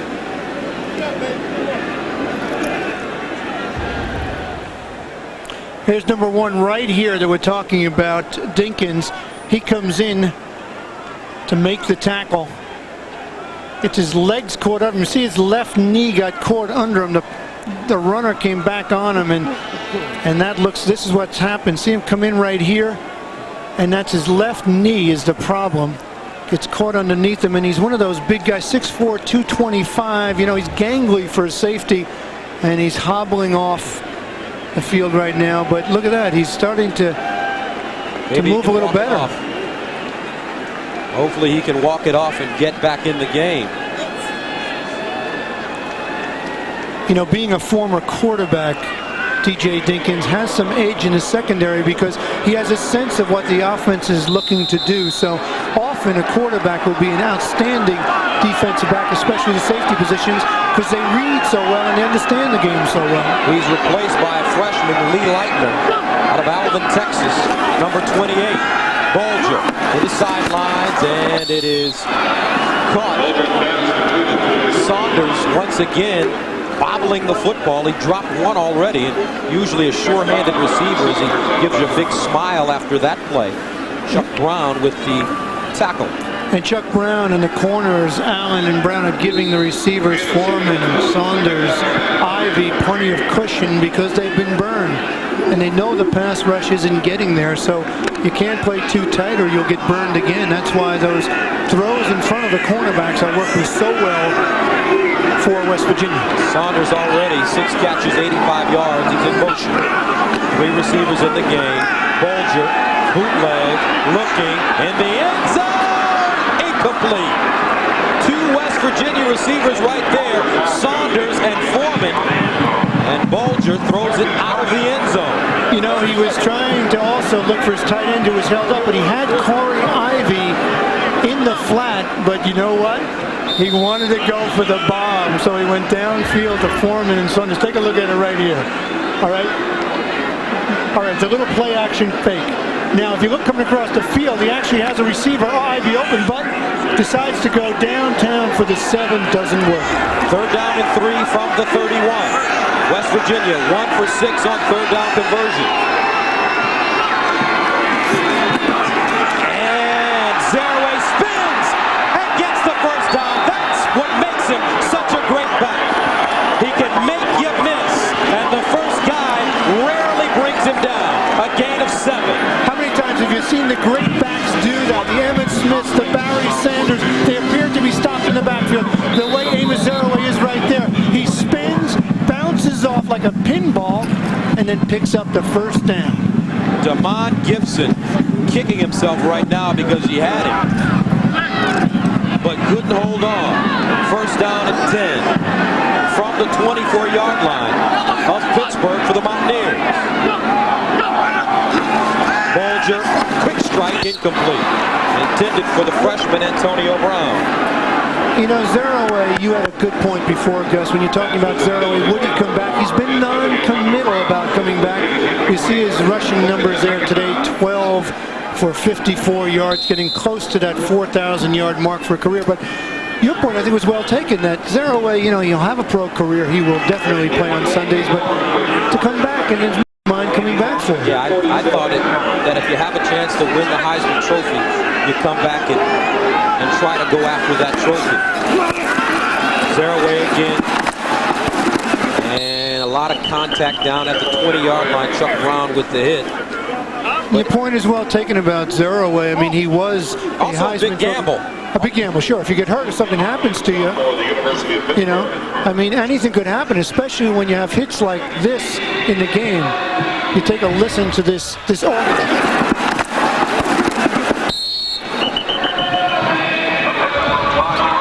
Very physical. Zaraway has played with a deep thigh bruise this season. He's got 59 yards on 13 carries, 3rd down and 5. Ivy the motion man. Bulger setting up over the middle. Caught Anthony Becht, and he gets inside the 5. 19th catch of the season for the junior tight end from Drexel Hill, Pennsylvania. And if you take a look at this, it's a quick, you forget about the tight end. He's right over here. Take a look. And then he just slips out after he does a little block and then slips out right over the middle. No one's there. They forgot all about him with all the wide receivers on the outside. Such good talent. Beck just slips out to make the catch, picks up a 1st down. Marlon Young saved the touchdown for Pittsburgh. 1st down goal to go from the 4. Play action. Bulger lofts it up. Touchdown! Becht! And what touch by Marc Bulger. What touch, and a little reward for the tight end who made a big catch on that drive on the play before. Bulger says, hey, Becht, Anthony, Tony, I'm going to reward you. Here's a little flip into the end zone. Make sure you're catching your 6'6". Should be no problem. He does. And the extra point is good. So Marc Bulger, he's thrown 3 touchdown passes. That one to his big tight end, Anthony Becht, his 4th touchdown reception of the season.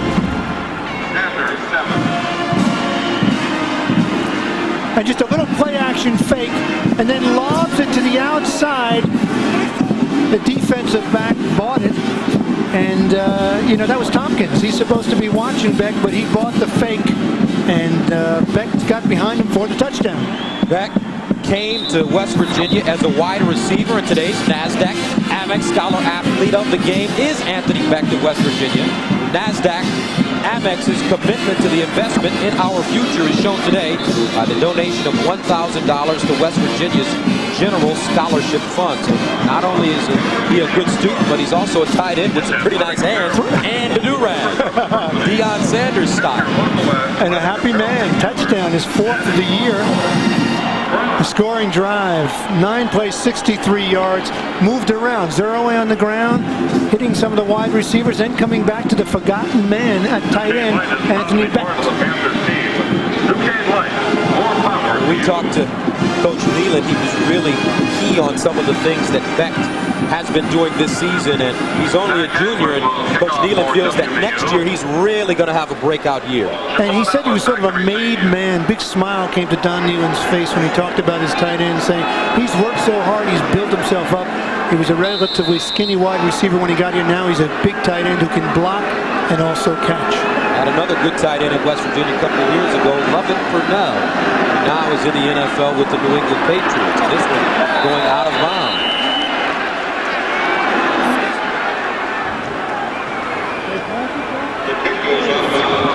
Now don't forget, tomorrow, rather Sunday, the NFL on CBS, Jacksonville, Cincinnati, Indianapolis, Baltimore, or Doug Flutie and the Buffalo Bills against New England. Flutie going back to New England, Tennessee, and Seattle. I love that Buffalo versus New England question. NFL Today, you know that Jim Nantz and company have to be talking about Bledsoe. That finger injury, will he play? I mean, the Flutie man, the magic Flutie going back to New England. Great game. A lot of implications there in that AFC East logjam. Lytle. And on first down, the catch is made. This time, Terry Murphy in front of Perlo Bastine. Bastine on the stop for the Mountaineers.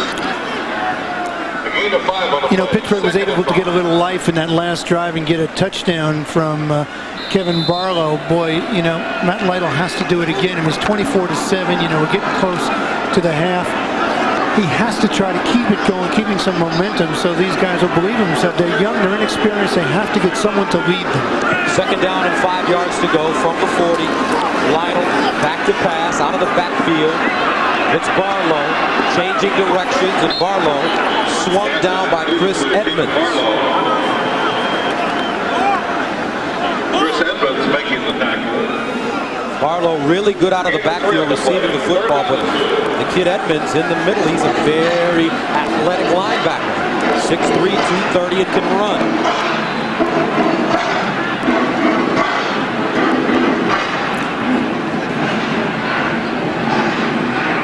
So third down and passing yards. Lytle out of the backfield, and Barlow drops it. Edmonds bearing down on him, and he just plain dropped the football. Tried the same play. It worked before. They figured they'd try it again. Barlow's ball seemed to be catchable, but you mentioned it. It's a little out there on his fingertips, and you see his head movement there. He knew the linebacker was coming, Edmonds, and he said, uh-oh, you know, maybe I'm not going to catch this one. Maybe I'm not going to make the first down. DeBolt blocked, picked up, Thompkins, touchdown.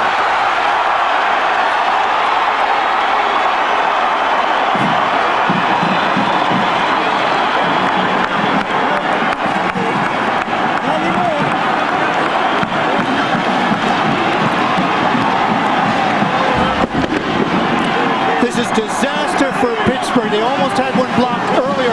The snap is a little bit low. Right up the middle, no one blocks. And then it's just a bounce. Tompkins Schiller blocked the punt. Tompkins picked it up, ran 22 yards for the score. And now West Virginia up with the extra point. 31-7. Nice play by K.C. Schiller, breaking through and blocking the punt. It's a little bit low there, a second low snap, and as you mentioned, breaking through there, no one blocked him, and then the bounce was very kind to Tompkins. After the play, it just bounced up into his hands, and he took it for the touchdown. Problems on special teams for Pittsburgh. And now they've dug a hole for themselves, down 31-7 with 1 minute and 54 seconds remaining in the first half. You may have, you saw Greg DeBolt on the sidelines there, the punter for Pittsburgh, and he made a nice play before on a real bad snap to get it off and get a 19-yard punt. That time, he had to go down. By the time he looked back up, it was too late. It was blocked. West Virginia gets the touchdown. You know, the wheels are coming off the wagon for Pittsburgh. Last year, they had that 6-5 season, that miracle triple overtime win at Morgantown against West Virginia. It's a long way to come back 31-7 against a very good team. Kickoff for WVU.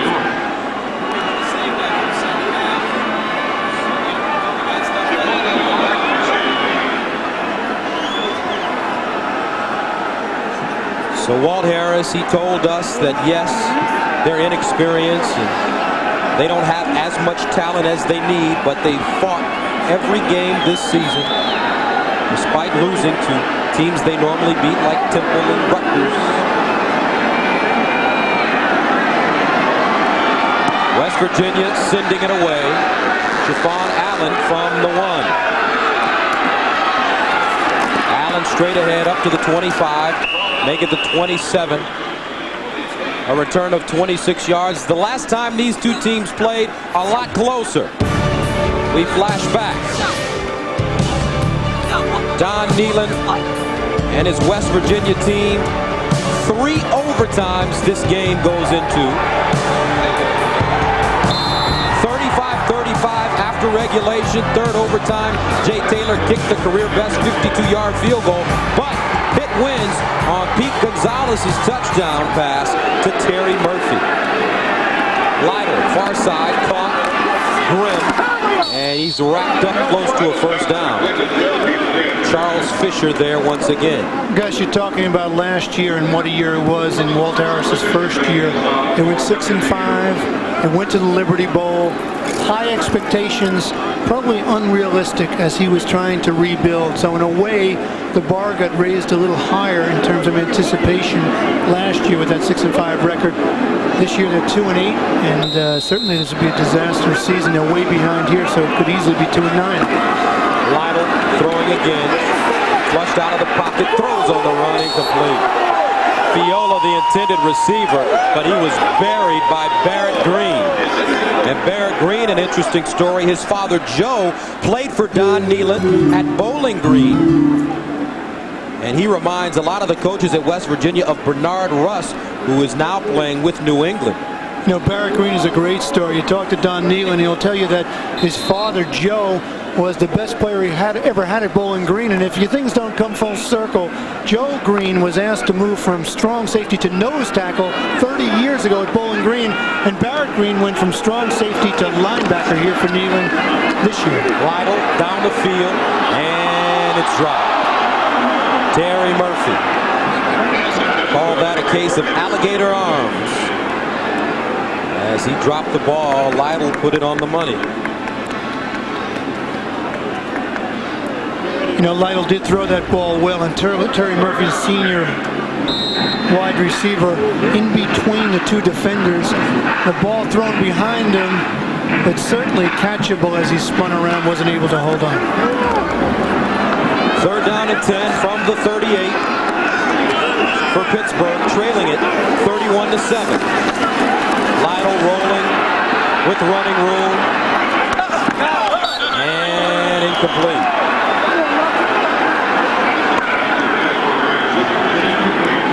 Lateef Grimm couldn't hold on.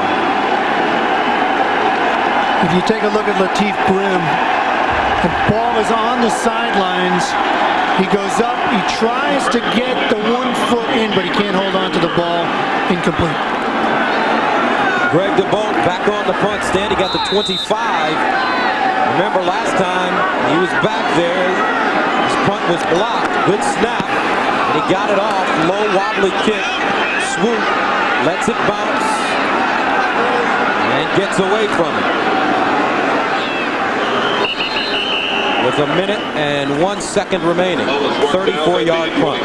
Now tomorrow, it's a college football doubleheader here on CBS Sports. First, Joe Hamilton and the Georgia Tech Yellow Jackets face two-way threat Champ Bailey and the Georgia Bulldogs.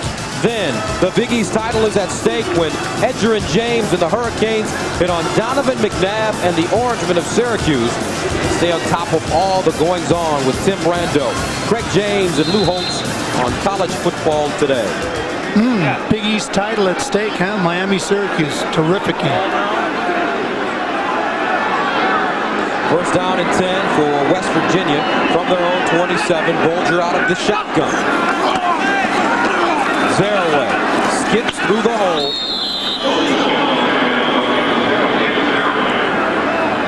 Gary Stills with the tackle. An interesting story about Marc Bulger. We told you how he played at Central Catholic here in Pittsburgh. His father, Jim, was a backup quarterback at Notre Dame behind Joe Theismann. And the irony in all this is he wasn't even recruited by this Pittsburgh team. You imagine what Pittsburgh program is thinking, that this guy, Marc Bulger, comes back to play so well, and he's only about 70, 80 miles down the road in Morgantown. Bulger in trouble, scrambling, and is dropped at the 15. Marc Bulger, under a lot of pressure, went down, the first sack of the day by the Pitt Panthers. Looks like Pete Simonian may have gotten him. And that is the end of the first half. Marc Bulger, 17 of 26, 265 yards and 3 touchdowns.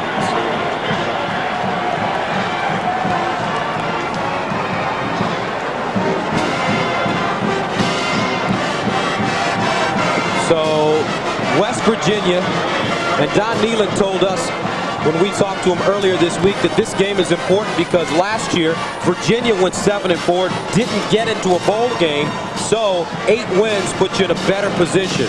Now let's go downstairs to Gary Allen. Okay, Gus, with Coach Nehlen, they cut it to 17-7, then the Bulger touchdown and the block punt really changed the game. The block punt was a big play for us. That's about our 5th or 6th one this year. We're having a lot of fun trying that. But this team's playing really good defense. We got to keep playing hard. All right, Coach, thanks very much. Thank you. All right, that's the end of the first half of play with the score. West Virginia leading it 31-7. Stay tuned. Timmy Brando, Greg James, and Lou Holtz bring you up to date on all the scores and highlights. Welcome back to Pittsburgh, where we're ready to begin the second half of play. Gus Johnson along with John Dockery, and the big story in the first half, Mr. Bulger coming back home to play in front of the home friends and family, and boy, he's putting on a show. 268 yards passing, 3 touchdowns. We talked about the balanced offense of West Virginia with the running game. Zeraway is doing fine. He's got about 67 yards rushing. But it's really been Bulger in the passing game that is dominant, plus the block kick. I mean, West Virginia blocks a kick, takes it in for a touchdown. So they're just dominating Pittsburgh here. There's Marc Bulger. 3 touchdowns in the first half of play. Let's see what he does in the second half, and he's hit 6 different receivers. So Siobhan Allen standing at the 1-yard line, ready to return the football for Pittsburgh. Important for them to get off to a good start at the beginning of this third quarter. Allen from the 4. Straight ahead with running room up to the 30-yard line, make it the 29-yard line, a 25-yard return. And the Sun America first half statistics. I think we just talked about it a little bit. It's really been Bulger has been the guy. And look, no turnovers right here for West Virginia. The passing yards dominant right here. Total yards, again, total yards 321. So it's been all West Virginia, including that block kick, a punt, which they returned for a touchdown. Pittsburgh starting first down and 10 from their own 29-yard line. The pitch, Barlow slides ahead over the 30 up to the 33-yard line. Get back out there before famous mistakes. Kevin Landolt with the tackle for the Mountaineers. Landolt making the tackle for the Mountaineers. So in the first half of play, Kevin Barlow, 9 carries, 40 yards, including the 9-yard touchdown run. One of the bright spots for this Pittsburgh team. 2nd and 6 from the 33. They need to get close to the 44 first down. And it's incomplete. Ball intended for Lateef Grimm, underthrown by Matt Lytle. What you're looking at is a superior football team just dominating an inferior football team. The talent level on West Virginia, right from the offensive and defensive lines, right through the skill positions, is just a huge discrepancy between the two. You know, as Walt Harris in his second year tries to rebuild Pittsburgh, certainly Don Nehlen around for 19 years, has the stability at West Virginia and just keeps it rolling. 3rd down 6 yards to go. They need to get to the 39.5 for first down. Lytle wants to run, and he is tackled in the backfield. That Stills, Gary Stills, his 8th sack of the season, 2nd of the day for the Mountaineers. Gary Stills, such a disappointing year early when he was hurt in that Ohio State game. He is the best, one of the best edge pass rushers in the game. His first few steps on the outside we mentioned. That time he comes to the outside and his athletic ability and mobility comes back to get the sack. And a whistle and flag before the play got off. Gary Stills, he says his mom Rosetta calls him every day to keep him motivated, also to keep him focused on school and football.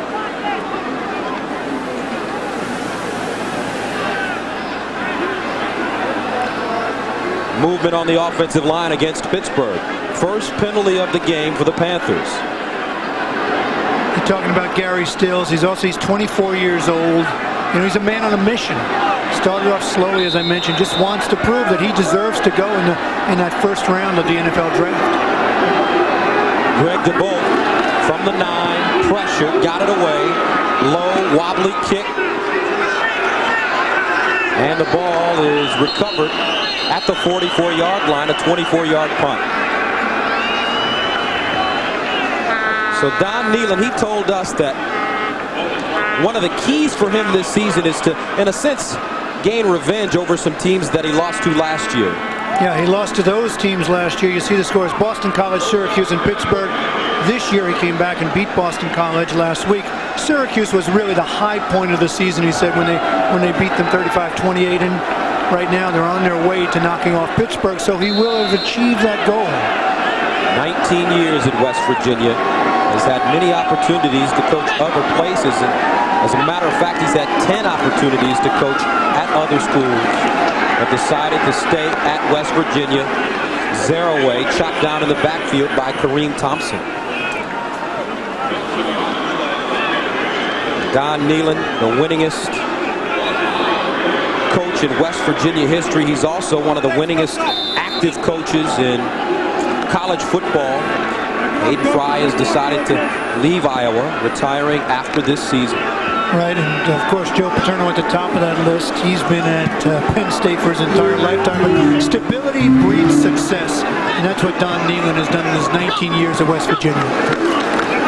Play action Bulger, all day to throw, and he puts it on the money. Once again, a terrific looking throw. Sean Foreman with the catch, a gain of 11 yards, stopped by Javon Allen. Completed to Sean Foreman. Tackle by Javon Allen. And take a look at right here. That's Foreman on the out. Just a little curl pattern. The ball is delivered on time, makes the completion. Nothing dramatic, nothing tricky. It's just a throw and catch. Great protection by those fifth-year offensive linemen. The three in the middle, Buchanan, DeGraw, and Dunnigan. 3rd down and 1 from the 37. Play action again. Bulger throwing on the run. Caught. Becht with the catch inside the 30. Hornak with the tackle, a gain of 9 and a first down. And right now, West Virginia's just having their way. They can really do whatever they want. You know, Amos Zaraway is quiet because they don't really need him. And I thought it was funny when he told us that when he came to West Virginia, they had gone through a number of coaches, and he felt that he'd be at West Virginia for 4 years, one way or the other, and it looked to him at first that it would be the other. The other, huh? 19 years later, he's still there, winning a lot of games. Bulger, and it's broken up. Javon Allen, nice looking play for the junior from Passaic, New Jersey. There's Don Nehlen, option quarterback at Bowling Green. Head coach at Bowling Green, too. Then a Michigan assistant for a couple of years, and then West Virginia head coach, 1980 to 1998. You know, it's interesting when good coaches are able to keep their assistants, and certainly Don Nehlen's been able to do that, much the way like a guy like Joe Paterno does. And after this play, I'm going to tell you what he said, how he keeps those fine assistant coaches he has. 2nd down and 10 from the 28. Zaraway, big opening, famous zero-way stutter step gets down to the 6. Seth Hornak hauled him down, but a 22-yard gain for Famous Amos. Watch Famous Amos on this. Seth Hornak did well to stop him. He gets through the line, and then watch his stop-and-go move right now. Stop. Hello? Give you a leg. Take it away. Hornak did a great job to even, get a piece of him, bring down Zeroway. It seems like nowadays in the NFL, the running backs that can make you miss as opposed to the big, tall bruisers, 84 yards rushing. And he gives it to his fullback, Anthony Green, who smells the end zone. But the smaller guys, the Barry Sanders, the Garrison Hurst, those kind of guys with that escapability and guys that can juke you a little bit are really successful nowadays in the NFL as opposed to the big bruisers. Yeah, the big bruisers. I mean, there are a few guys that are larger in the NFL. You take a guy like Eddie George. He's a big, strong, tough back, but it's those little guys with the movement on, especially on artificial turf, where they're even faster. They're tough. Once again, it's Green, and he gets to about the 1-inch line. Anthony Green on the carry. Damon Gibson there to stop him. Gibson on the stop. And just quick to tie up that note on Don Nealon, he said, keeps his coaches by treating them with respect, like a family life, giving them time off, especially we were saying in June and July when there's not much going on. Hey, they have a family, they have a life outside of football. I give them that time off. That's why they stay with him for so long. He treats them with that respect. His offensive coordinator, Dan Simra, former head coach at the University of Toledo. Third down, goal to goal from the 1. Bulger scrambling, throws, caught, touchdown. Fourth TD of the game for Marc Bulger. Mark Corman with the catch, a backup tight end. In the back of the end zone. I mean, one of the things you have to admire about Marc Bulger is his calm under fire. Here's a little play-action fake. He rolls around the other side. Corman's coming all the way across the field. He's way in the back of the end zone. He's actually with Foreman. Don't know who he's throwing to, but Corman came up with the catch and fourth touchdown. And the extra point is good. 9 minutes and 51 seconds remaining in the third quarter. All West Virginia.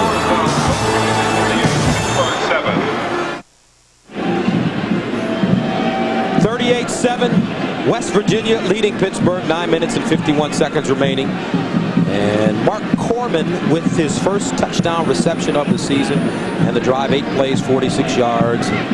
Took 3 minutes and 33 seconds to score. And he is a happy guy on the sidelines. Marc Bulger, though, 4 touchdown passes. It ties his career high. He had 4 versus Virginia Tech this year. Also threw 4 interceptions in that game. Here's Chiffon Allen from the 2. Running it straight ahead. Allen has a seam, breaks into the open field. Outside, Chiffon Allen, stutter step. That has to be dragged down by Fisher again. Hey, where'd this kid come from? That's a rerun of an earlier. 5 yards. And he was not scheduled to run back kicks because Hank Poteet is the normal kick return man. But I think they found themselves one in Chiffon Allen. Allen did this in the first half as well. A brilliant run back came up the same sideline and met the same man, Fisher, along the sidelines. Here they are again. Last time Fisher grabbed him by the face mask and brought him down. Here, he was able to knock him out of bounds. Fisher was to save a touchdown. Deja vu. Pittsburgh with the football at their opponent's 35-yard line.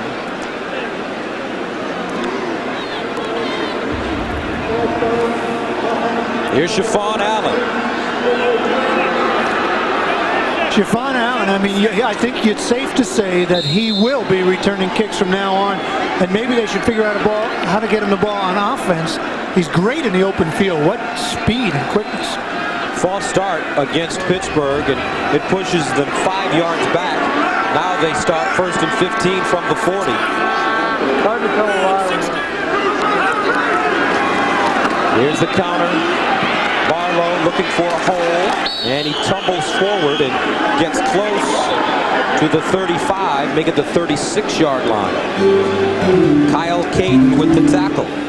I got an idea. Take the kick returner, Shafon Allen, put him in the backfield for Pittsburgh and let him run the ball. Let him do it. He's got some of that burst that you need, that real speed, which Pittsburgh doesn't have that in their backfield now. They don't have the breakaway threat. It was a last-minute substitution, not only to return kicks, but also in the secondary for Hank Poteet out with a knee injury. Game time decision.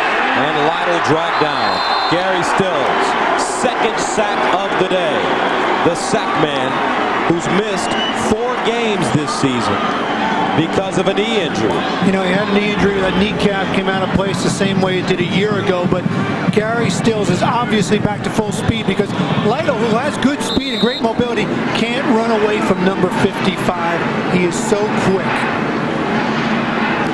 You know, he's getting near the end of a brilliant career at West Virginia and looking forward to playing in the NFL. And this is all part of it, trying to build some momentum, some stats, so that he'll go high in the draft. The senior from Trenton, New Jersey. 3rd down and 19. Lytle rolling, backside pressure, got away, looking down the field, has Grimm, and it's broken up. Charles Fisher got a hand on the ball and broke it up.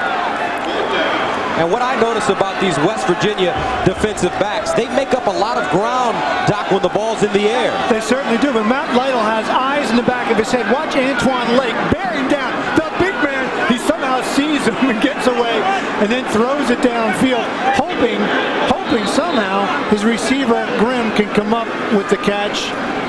Tipped around, incomplete. Greg DeBolt standing at the 43. Swoop back deep. High spiraling kick. And it's caught at the 14. 31-yard punt, no return. 7:55 to go, back to Pittsburgh after this. For those guys in West Virginia, leading Pittsburgh 38-7. 7 minutes and 55 seconds remaining in the third quarter play. I'm Gus Johnson along with John Dockery and Gary Apple. Three Rivers Stadium in Pittsburgh. I'm sure this community is still a little shocked after the Steelers lost that controversial game yesterday, seen right here on CBS. Zaraway with blockers to the 20, and he's down at the 22-yard line. Ryan Gonzalez and Nick Cole with the tackle. Now tomorrow on CBS, it's the Country Music Association's 40th anniversary celebration. Superstars and all-time legends join together for some duets you won't see anywhere else. Don't miss the CMA's 40th anniversary on CBS. That's tomorrow. And how about Garth Brooks this week? Sold 1 million copies of his album. You talk about a superstar, huh? 1 million copies. Most copies sold, I believe, ever in 1 week. As Garth Brooks, he took over for some rock band. What was that band called? What was that band? I think it must have been Pearl Jam. Eddie Vedder. Wow, how about that? You believe that, folks? That's Doc. Pearl Jam with Eddie Vedder. That's good. Folks, anyone who knows me will know that Gus Johnson gave me the answer to that question.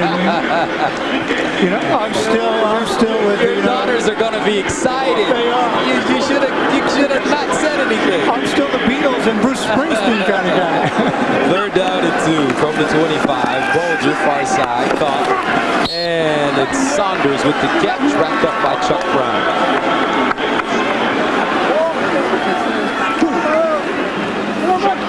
I know you like some of that Pacific Northwest grunge music. Nirvana. Okay, you know, just because I'm a guy from another millennium, you don't have to rub it in here as we approach 2000. 1st down and 10 for the Mountaineers from their own 31-yard line. 6:13 and counting to go in the third quarter. They lead it 38-7. Bulger Going long for Antonio Brown, incomplete. Chuck Brown there on the play. And Antonio Brown, a player they're very high on, a freshman from Miami, Florida, Miami Central High School. He played for his cousin and his assistant coach, Puppy Wright, at Miami Central. And Puppy Wright is a former West Virginia Mountaineer. You see the connections. Exactly. You see those connections, which make a difference. 19 players on this West Virginia team from Miami. From Florida, rather. Second down and 10 from the 31. Bulger again passing, and it's caught. Foreman with the catch. And a first down. Sean Foreman, a senior from Chesapeake, Virginia, gain of 13, went to Indian River High School, the same high school as Alonzo Mourning, the former Georgetown and current Miami Heat basketball star. And these have to be the two best receivers, David Saunders and Sean Foreman, and you add Pat Green and Khori Ivy and Brown to that mix, and they have five top-notch receivers for West Virginia. First and 10 from the 44. Amos Zaraway pops it outside, and Zaraway gets inside Pittsburgh territory. DJ Jenkins back in the game after twisting his knee, makes the tackle, and it's a gain of 8 yards. You know, when you talk to Don Nealon about the year, and of course West Virginia coming into this year in the Big East, a lot of people said they would win the Big East, but one game he said we really didn't play, and that was Virginia Tech, which we lost 27-13. That was after a tough loss to Miami, 34-31. Amos Zaraway closing in on 100 yards, 19 carries, 99 yards. Second and 3 from the 49.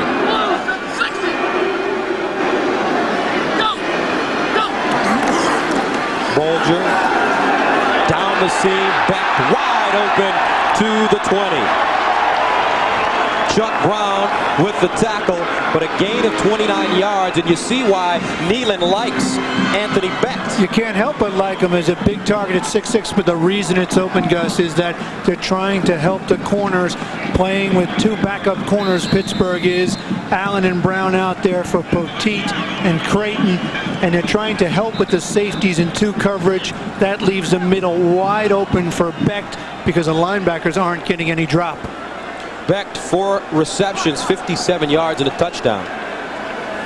And you would, in a sense, you'd think that West Virginia may start running the football, but looks like Pittsburgh is really ganging up on the run as you take a look at Bulger's numbers. Ties career high. Yeah, look at that. touchdown. 4 touchdowns, 334 yards, and he's only a junior, folks. Saunders, the motion man. Zaraway. And Zaraway wrapped up and driven out of bounds. I want you to use your X-ray vision. Did he get a yard to go over 100, or did he not? Let's go downstairs to Gary Apple, who's standing by with a proud papa. All right, guys, thanks very much. Jim Bulger, father of Mark, is with us. The one thing I'm amazed about when I see your son is he's not a huge guy, but yet he's not afraid, Jim, to stand in there and look for 2 and 3 different receivers.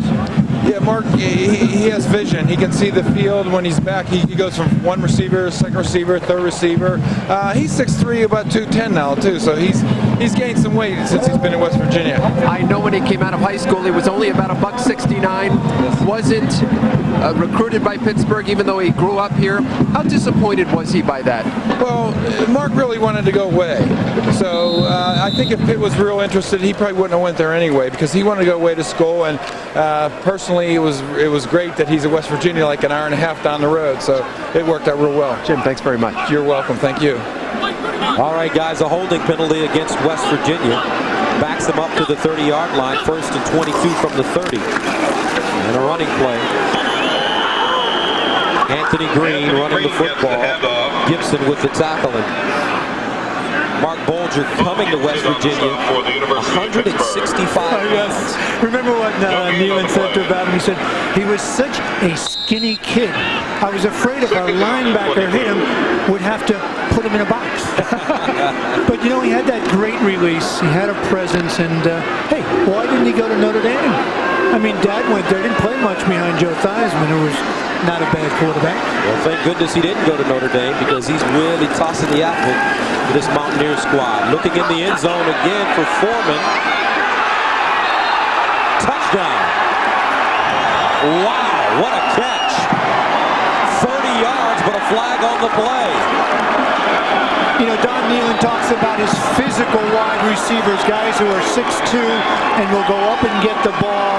And that time, Foreman just did that over the 5'10" Chuck Brown in the end zone. We'll have to wait to see what the penalty is. On the defense, penalty is declined. Result of the play, touchdown. Sean Foreman, 8th touchdown of the season. West Virginia really piling it on now, 44-7. Foreman, also a great basketball player in high school. His intramural team has won the 3-on-3 championship at West Virginia 2 years running. Extra point is good. He's got 5 catches, 115 yards. Mismatch on the outside all day long with the injuries at cornerback for Pittsburgh. This time Brown's looking inside. Foreman, just what concentration, pulls the ball away from him. 3:02 remaining in the third. West Virginia up big. Third quarter, 3:02 to go, and West Virginia leads it 45-7. Gus Johnson along with John Dockery. Gary Apple from Three Rivers Stadium. Surprised that West Virginia continues to throw the ball? I'm a little bit surprised. I'm not so much surprised with the dominance by West Virginia. They're just a better team with a lot more talent. Pittsburgh held tough early, and then the wheels came off the wagon.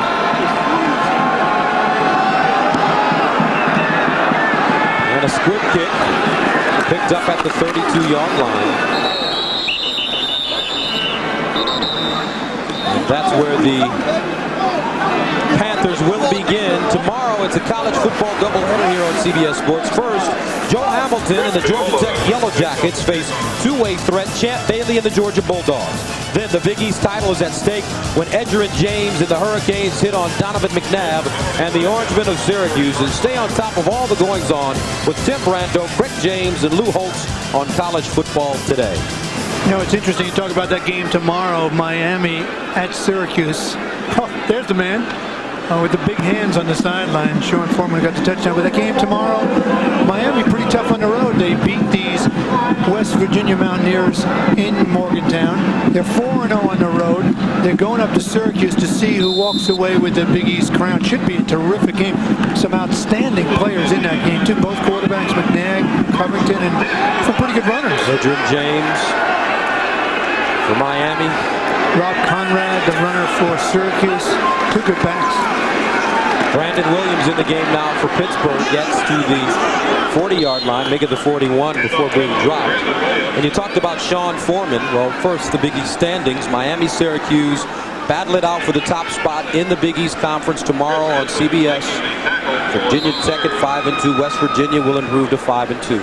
How about Rutgers tomorrow this season? 5-6. Terry Shea got a new contract and won 2 games in the conference.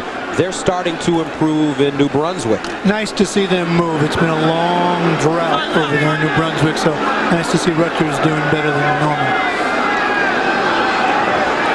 Second down and 4. The pitch. And it's the freshman running the football, and some hard running around the left side for Brandon Williams, who coming out of high school, he's from New Kensington, Pennsylvania. He was one of the top 20 running backs in the country, and I thought it was interesting, his comment, he said he never knew how regimented and difficult it was to play college football. Well, welcome to the Big East and welcome to Division 1A. It's a little bit of a shock for players coming out because in high school you're such a big star. If you're going to play on this level, you've probably been the big fish in a small pond, and then you move up and it just gets a lot tougher, a lot more demanding, mentally, emotionally, and physically. 3rd and 2, option.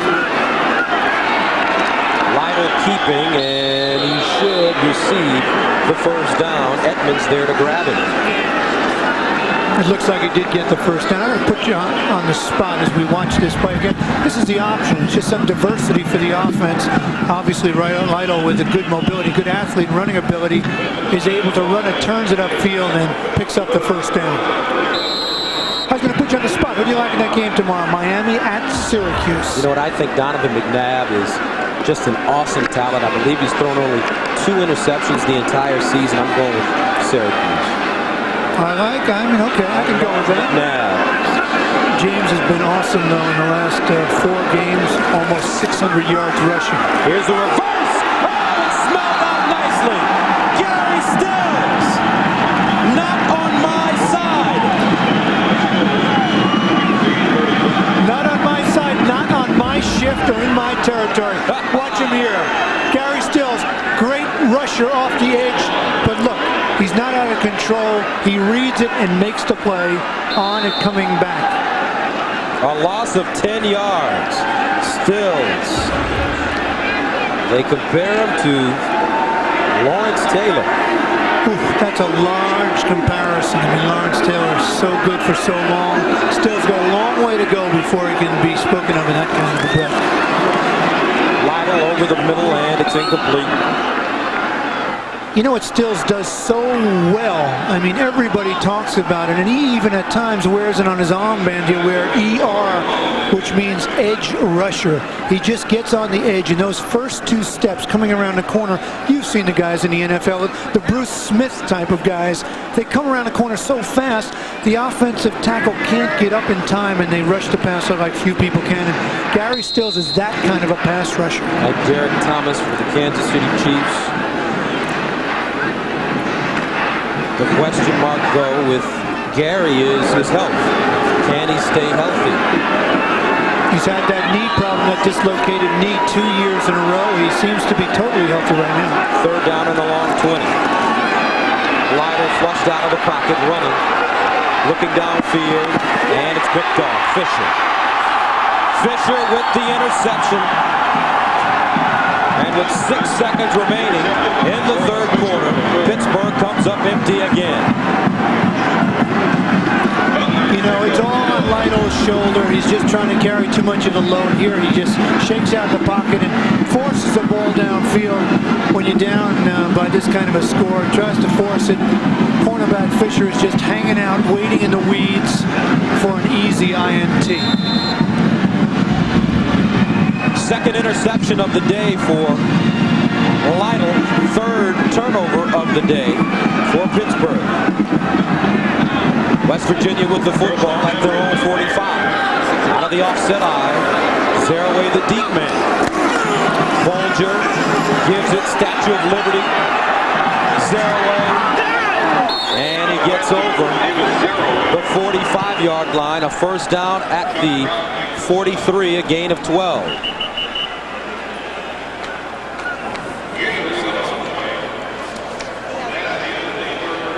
And that's the end of the 3rd quarter with the score, West Virginia leading it 45-7. We'll return to Three Rivers Stadium after this message and a word from your local station. Gary Apple on the sidelines. Don Nealon still throwing the football. A curious situation for West Virginia leading Pittsburgh by a score of 45-7. Ivory in motion, play action again. Over the middle, Becht with the catch. Still throwing, Becht running to the 25. Tackled by DJ Dinkin. I hear it in your voice, Coach Johnson. You're suggesting that maybe 45-7, that maybe Don Nealon should let up a little bit, and you know, I can see that. I mean, Don Nealon is a gentleman. He's not a guy to rub it in or run it up. Yeah, but the question is, are you a gentleman when you just allow your football team and your players to continue to play football? Yeah, but I don't agree with that. He has all of his stars still in the game. All of his wide receivers. He's had Marc Bulger in there, Amos Zaraway. They're all in the game. Put in some substitutes. Give some other people a chance to play. Play action again. Bulger in the end zone. Touchdown. What a catch. Ivory.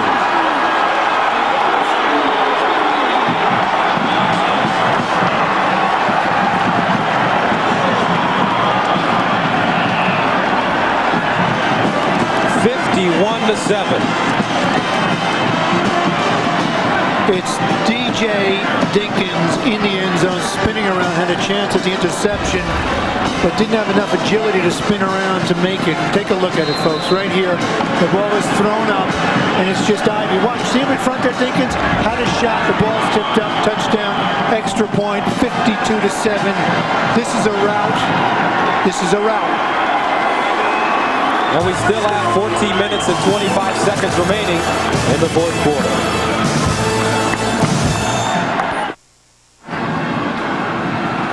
(52-7), West Virginia leads Pittsburgh. Marc Bulger has thrown for 409 yards and 6 touchdowns. And Doc, I'm starting to agree with you. I mean, I think West Virginia really, they're starting to demoralize these young kids on this Pittsburgh team. 52-7. What is one of the cornerstones of sports athletics, college football? It's sportsmanship.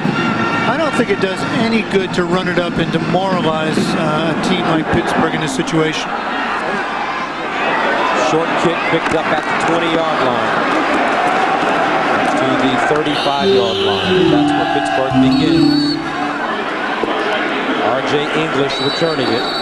It is well known that children and adults alike get a special kick out of looking up at the Goodyear blimps.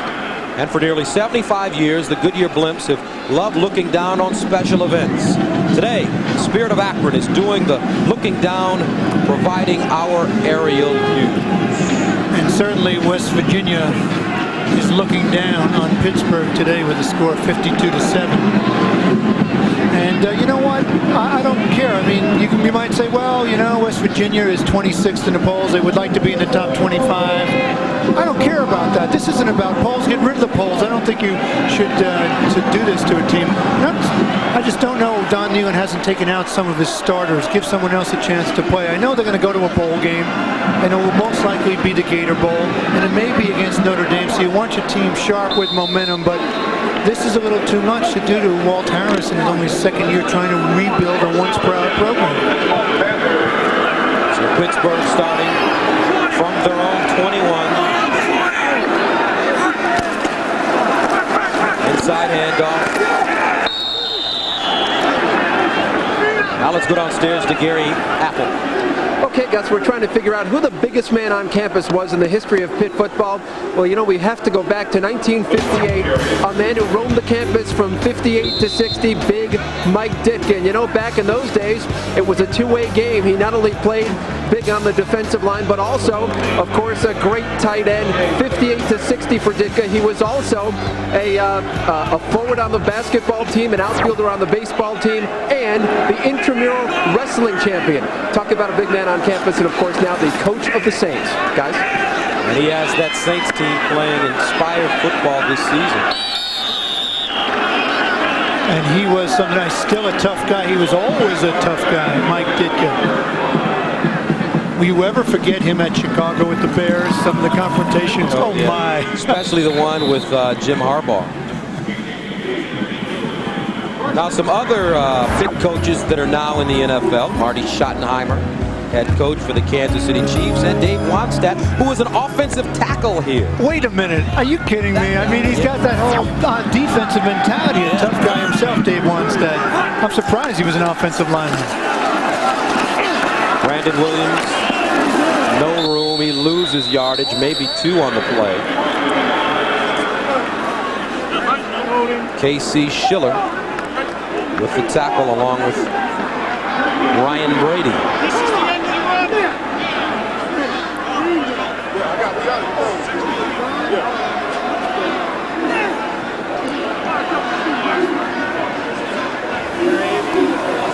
Holding on the offense, 10-yard penalty from the spot of the foul.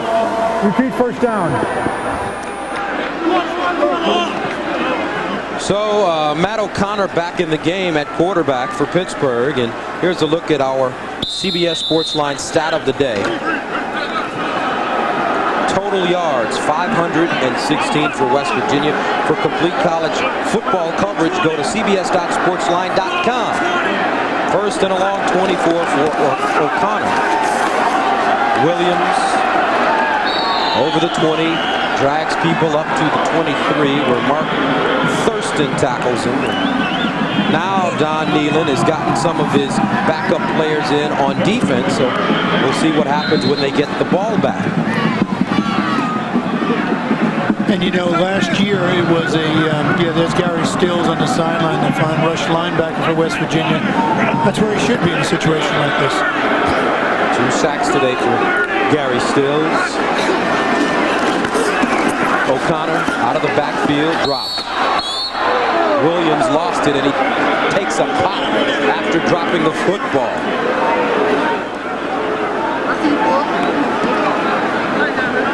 Looks like Mark Plants may have planted one on him. And you know, when you talk about Don Nehlen being so successful at West Virginia, I mean, just a coach that this will be, when he goes this year, will be his 12th bowl game. You mentioned that earlier, but all of those winning seasons, 16 winning seasons out of 19 years, that's pretty phenomenal for a coach. 3rd down and 19.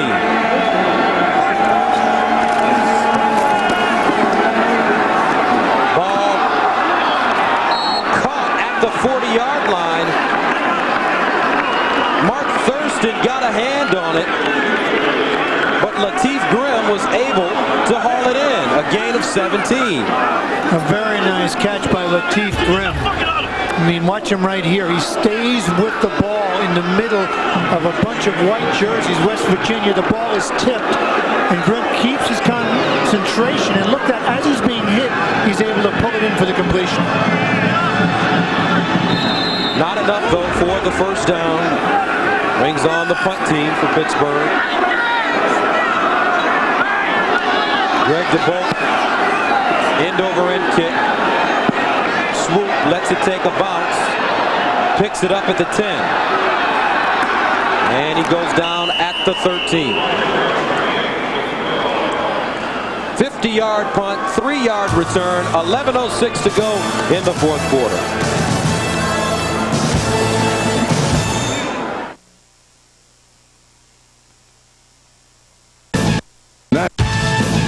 NASDAQ Amex College Football on CBS is sponsored by First Union, the United States Marine Corps, Nissan, and by Nasonex.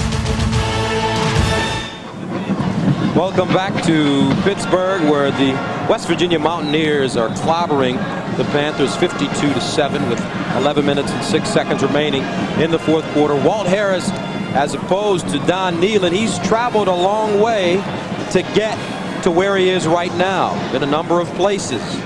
So many places. Nehlen's basically been a coach at West Virginia for 19 years. The other head coaching job was Bowling Green, but Walt Harris in his second year here at Pittsburgh has been many, many places, both in college and in the pros. Coached in Tennessee, head coach at Pacific. Quarterback for the Mountaineers. New York Jets. Running the football, and now the 2nd-string players in the game for West Virginia. New quarterback Brad Lewis, and take a look at the Walt Harris file, where he's been. Look at that, huh? 1, 2, 3, 4, 5, 6, 7, 8, 9, 10 places that he's been. The journey can be one that makes 1 or 2 stops away Nehlen, or it can be many places like Ohio State 95-96, and then 2nd year here at Pittsburgh. And you mentioned the New York Jets and Tennessee, and a whole bunch of stops for Walt Harris. And the Panthers running the football with all the 2nd-string guys in. Swoop is in at tailback. He's number 9. Also number 34 in at fullback, McIntyre. Khori McIntyre carries the ball. And you know, when we were talking about Walt Harris last year, I mean, he just pulled some magic in Pittsburgh when he was 6-5, went to that bowl game. He was actually the Big East Coach of the Year in his 1st year at Pittsburgh last year. This year, the expectations higher. He just wasn't able to live up with them. They're still rebuilding. They need to get more talent and recruit better. They were hoping for a good showing here today to help with the recruiting. And the offense, 5-yard penalty, still 3rd down.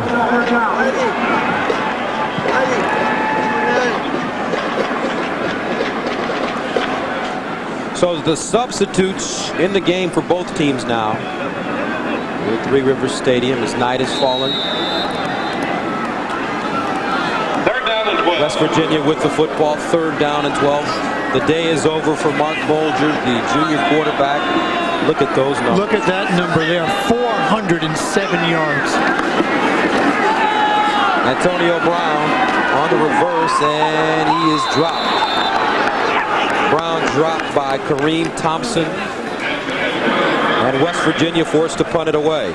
Gus, if you go behind the numbers for Bulger a little bit, 407 yards passing, you'll realize he was going against a defense that lost both their starting cornerbacks as a penalty on that play against West Virginia. You take a look at the play right here. Illegal block in the back, as you hear in the background on this play right there. You see the number 30? He made the play right there. Number 30 did Seth Abraham, wide receiver, with the penalty. Brings on Jay Taylor to punt with Tim Stein back deep.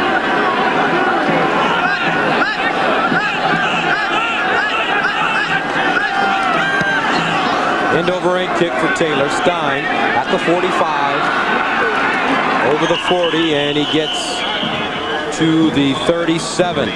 35-yard punt, 8-yard return.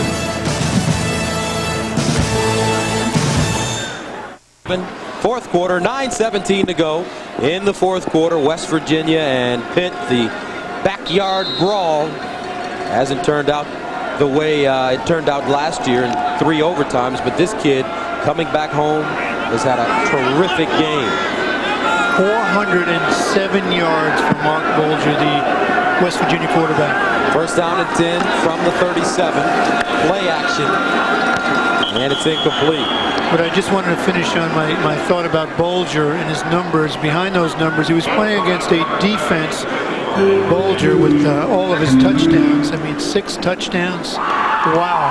But he was playing against a defense where both corners were out. Hank Poteet was out with a knee, and then Trey Creighton was hurt early, Gus, when he was knocked out. And the good news from the hospital is that he appears to be okay. So the numbers are terrific. I'm not taking anything away from Marc Bulger. It's just he did it against a defense that was really banged up, especially at the cornerback position. 2nd and 10. O'Connor. Ball is caught. Murphy tackled inside the 15-yard line. Terry Murphy, a gain of 24 yards. Jerry Porter stopped him. Just about to say, just a year ago in a day, Terry Murphy was catching a pass in triple overtime to beat West Virginia when Pittsburgh beat West Virginia last year in this Backyard Brawl game. What a difference a year can make, huh? Terry Murphy missed 2 games this year with the shoulder injury. Last year he had 13 receptions for touchdowns. That's a Big East record.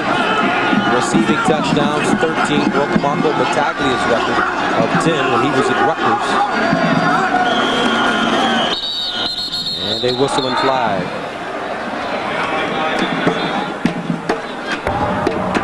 Dead ball, delay of game by the offense, 5-yard penalty, still first down. Amos Zaraway. Another big game for him, 110 yards rushing on 20 carries, his 21st 100-yard game. And as usual, they ganged up against the run. They certainly did, but they left themselves vulnerable to the pass. And when it happens with Zaraway, West Virginia usually wins. You saw the graphic, 16-4 when he's 100+ yards. 1st and 15 from the 18, underneath, ball caught. Jerry Porter on the tackle again, and this time the catch made by Grimm. You know, Amos Zaraway is the first player in West Virginia history to rush for over 1,000 yards in his first 3 seasons. And the big question around Morgantown and around the Big East is, well, whether Amos Zaraway will come back for another year. Certainly he has a future in the pros. He risk injury, but certainly, as you mentioned earlier, the stakes are high. West Virginia should be good again next year. He might have a shot at the Heisman. 2nd and 8. Far side, Grimm with the catch, and he's slung down at the 9-yard line by Charles Fisher. Last year, Amos Zaraway was 10th in the Heisman voting. I'm sure he'll climb up on that this season, and if he were to come back, he'd be in good shape for next year. Gain of 5 on the play. All-time career-leading rusher in the Big East. The guy, as we mentioned earlier, over 5.5 yards a carry. I mean, he's just a spectacular back. He's strong, benches over 400 pounds in the weight room. Can catch the ball out of the backfield, a complete back. O'Connor in the end zone, incomplete. Ball intended for Grimm. But Fisher says nope. Incomplete. 6 minutes and 55 seconds remaining in the fourth quarter of play. West Virginia leading it 52-7. And this game started off slowly. Barely any scoring in the first quarter. A Taylor 38-yard field goal, but in the second quarter, West Virginia opened it up. Bulger to Ivy for 27 yards, then to Saunders for 22. Hit Becht for a 4-yard touchdown. Empty backfield. O'Connor on the slant, incomplete, overthrown. Latif Grimm, the intended receiver, Perlo Bastine defensively. 6 minutes, 51 seconds remaining, and we'll be back to Pittsburgh after this. And welcome back to Three Rivers Stadium in Pittsburgh. 6:51 to go. All West Virginia in this game. The Backyard Brawl. The Mountaineers have really socked it to this Pittsburgh team. First down and 10 at the 6-yard line. Play action. Brad Lewis intercepted. Touchdown. Amir Purifoy, a 16-yard return.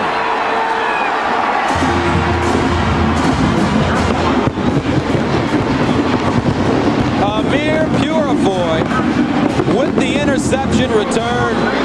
And Pittsburgh, now they have 13 points. They were saving those fireworks for something, I guess. Purifoy just in his zone, picks that off, takes it in a poor throw by Lewis.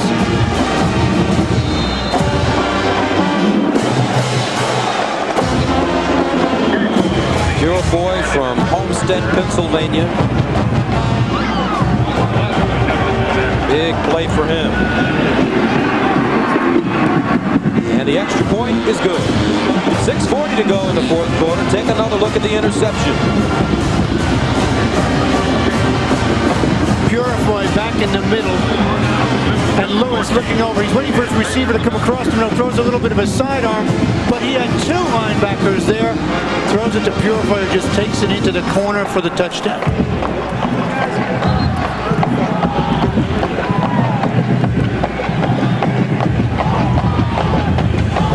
Now don't forget, next Saturday, NASDAQ-Amex College Football features one of the most illustrious rivalries in all of sport, when the Cadets and the Middies clash in the Army-Navy game. Join CBS Sports for all the excitement of this uniquely American spectacle. Scores and records do not matter in an Army-Navy game. It's the tradition, the pageantry. You know, I did a bunch of those games on the sidelines, and the stories are wonderful. You know, some fine athletes participating in the game, but it's just a whole tradition in the history of that series, Army-Navy. Next Saturday, not tomorrow, but a week from tomorrow. Well, the band's still getting a nice workout here in Pittsburgh. Doesn't matter what the score is for those guys. It really doesn't. They're doing their thing and, you know, trying to support their team. And look, when you get down to it, it's only a football game. Yeah, it's a little embarrassing for Walt Harris and his Pittsburgh Panthers, but a huge win on the other side for West Virginia. They kick it away. Antonio Brown from the 4. Straight ahead. Brown over the 30 up to the 33. 25-yard return. Chuck Brown with the special teams tackle. Now tonight, CBS is the place for great family entertainment. Raggedy Ann and Andy come to life with your favorite ice skating stars in Snowden's Raggedy Ann and Andy Holiday Snow. Then, Team USA takes on the world in the hottest skating event on ice, Ice Wars. Great family entertainment tonight on CBS. Carla Minsky. I was a little surprised you weren't quite sure what Raggedy Ann and Andy is. I mean, I have 2 daughters, so I know all about those. I mean, but a nice night of family entertainment on CBS. You can sit around with the family and watch. And flags on the play once again. So I'm sure your wife, she can't wait to get home, you to get home, and you guys sit in front of that TV in Brooklyn and watch Ice Wars. Leftover turkey waiting Good for ball. me. Illegal substitution by the offense. 5-yard penalty. Still first down.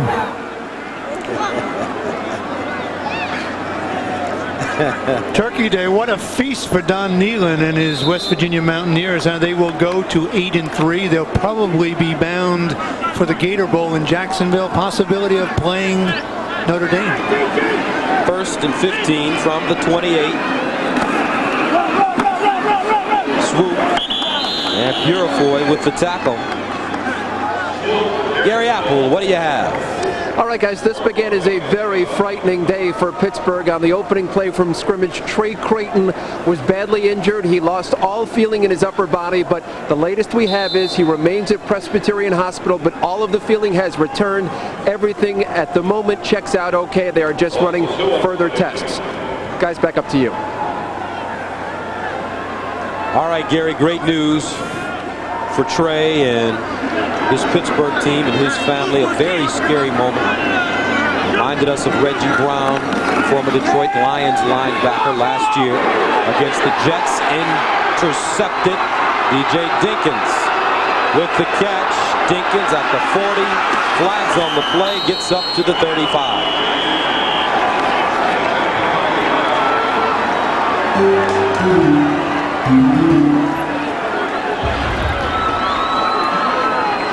Here the ball is just, I mean, this ball is just poorly thrown downtown. No timing between the receiver and the quarterback. Dinkins, playing the deep half of the field, comes up with the interception.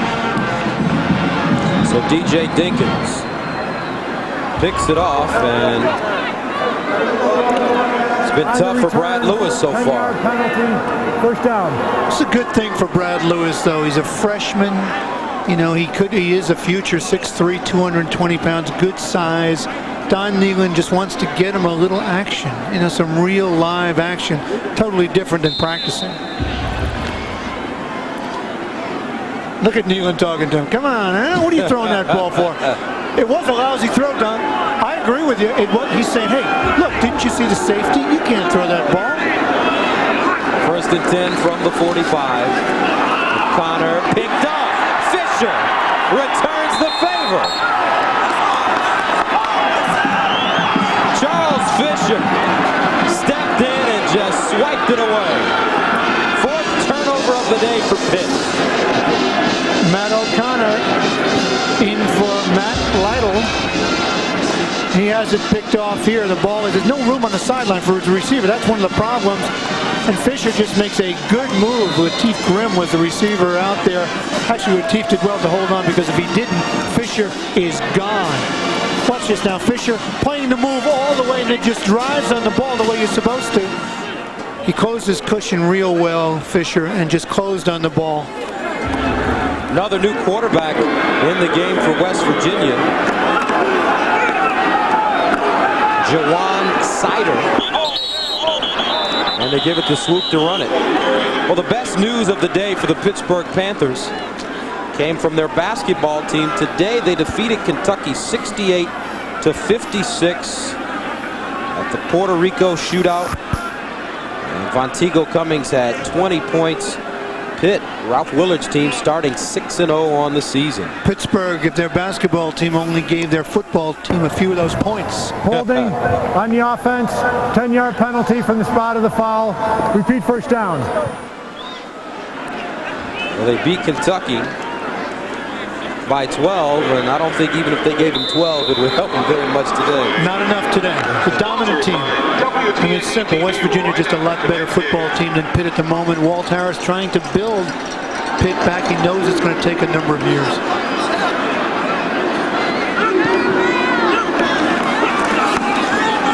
They hand it off. Swoop. Tackle by Gonzalez. Now Sunday, the NFL on CBS showcases regional action. The Bills have been flying with Doug Flutie. Now he returns home to face Drew Bledsoe and the Patriots, fresh off their Monday Night Magic. Some of you will see Mark Brunell and the Jaguars tangle with the Bengals, or Steve McNair and Ricky Waters collide when the Oilers battle the Seahawks. Check local listings beginning with the NFL Today. Jim Nance, Bonnie Bernstein, Marcus Allen, Brent Jones, and George.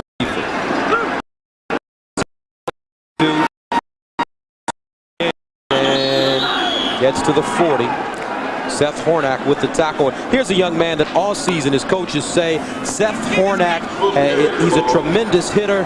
He's been the most productive player of all time, and he's of this season rather, and he's been playing his heart out. You know, when we talked to him yesterday, remember what he said? What about the game of football? What do you like so much? And he just said, you know, I love contact. I love that part of the game. I love to come up and hit and make the play at the line of scrimmage. He's a good hitter, 3.6 grade point average in economics, and he's changing his major. He wants to be a chiropractor. And this ball is up and incomplete. 3:40 to go. If he keeps playing the game the way he's playing at strong safety, he's only 5'10", 190 pounds. He might need a chiropractor. Might have to work on himself. Said he gets adjusted every week, also gets a massage. You know, you look at Don Nehlen, and we talked about 19 years, and over those 19 years of Nehlen at West Virginia, guess how many coaches Miami has had and Syracuse has had? It's amazing. Miami's had 4 coaches in that period, and Syracuse 3 coaches. You know, just stability helps you to win. And BC has had 5 coaches. Pitt has had 6 coaches in those 19 years. 36-yard punt. Stein with the fair catch. 3:33 remaining in the 4th quarter. We'll return to the game in just a moment.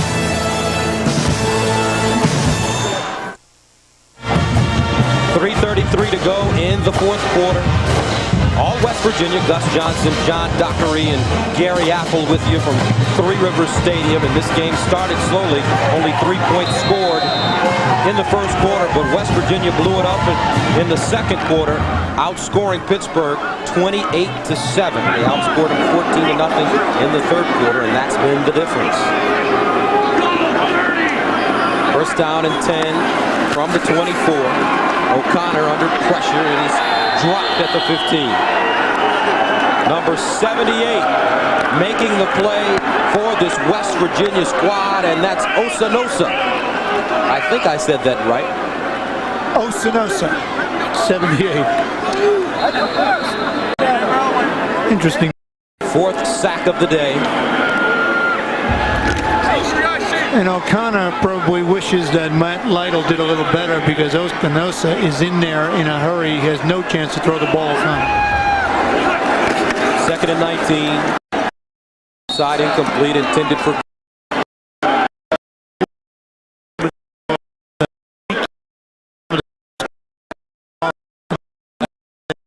guy. You know, Buffalo going to New England, I mean, the logjam in the AFC East with Buffalo and the Jets and Miami, and you look at the game that Bledsoe put together last Monday night, a gutsy performance, and to win that game, and with the damaged finger and Flutie going back to New England, that's one heck of the consequences of that game in the AFC East. Brandon Williams running the ball over the 20. And Doug Flutie, what a story in the league. The NFL. Yeah, the little engine. I mean, there's so many good things about it. Doug Flutie, and you talked to Flutie a few weeks ago, a chance to do that, and you say to him, well, why did you come back from Canada? You were the MVP year in and year out there. Why come back to the NFL where no one believed you could play? And Flutie said, you know, I didn't want to be 50 years old sitting on my front porch in a rocking chair and never proving that I could play in the NFL. He's proved it. He's proven it this year. Antonio Brown, stutter step up to midfield, and he goes down. Inside Pittsburgh territory. 36-yard punt, 8-yard return. Also, the other big story in the NFL this season, Randall Cunningham and what he's done with Minnesota, and that kid Randy Moss. Wow, yeah, watch that game. I did watch the game. Whoa. You can't cover Randy Moss. He's too big, he's too fast, he catches too well, he's too slippery, runs good patterns. The guy is almost unstoppable. And without Deion Sanders playing for Dallas, I mean, they were just in deep trouble from the beginning. Once again tonight on John Dockery and his family will be watching Raggedy Ann and Andy come to life with your favorite ice skating stars. Plus, Team USA takes on the world in the hottest skating event on ice, Stoughton's Raggedy Ann and Andy Holiday Show, plus Ice Wars. Great family entertainment tonight on CBS. So West Virginia with the football at the 40-yard line. First down, the pitch. Running to the near side. You know, the word back in there for this Mountaineers squad, and it's Brandon Goins. Tackled by Pete Simonian, the former Boston University player who transferred to Pitt when their program was canceled in 1997. A chance for guys who don't get much action to play, and it's a nice situation. They'll remember this later in life, getting into a game and getting some action. Second down and 7 from the 44. 1:30 to go. Fourth quarter action. And a nice run by Goins over the 45-yard line down to the 44. DJ Dinkins with the tackle, 11-yard gain. That man's day is over. Amos Zaraway, another 100-yard game for him, number 21 in his career. And the question now remains whether or not he'll come back to West Virginia for his senior season. You know, it's interesting, Amos Zaraway, no touchdowns today because it's really Marc Bulger's team, Marc Bulger's day. 6 touchdowns for the quarterback from West Virginia. Owens again hops through the hole. Tackled by Ryan Gonzalez. There's Bulger. What a day he had. What was it? 409 yards, Gus. 6 touchdowns, 26 of 37 for the former Central Catholic star. Same school that Dan Marino played for. I'm sure Dan Marino would be proud of Mr. Bulger today putting up those kinds of numbers, although it's against his former team. Here's the pitch. Owens to the 40. 26 seconds to go. And West Virginia, Pete Simonian with the stop. West Virginia, they will let the clock run out. And they will be 8-3. Pittsburgh will finish 2-9. West Virginia probably on their way to the Gator Bowl. West Virginia 8-3, 5-2 in the Big East, and they win the Backyard Brawl convincingly this season. Don Nehlen, his team heading to a bowl game for the 12th time in his 19-year career at West Virginia. So for John Dockery and Gary Apple, I'm Gus Johnson saying so long from Pittsburgh, where the Mountaineers have defeated the Panthers 52-14. This has been a presentation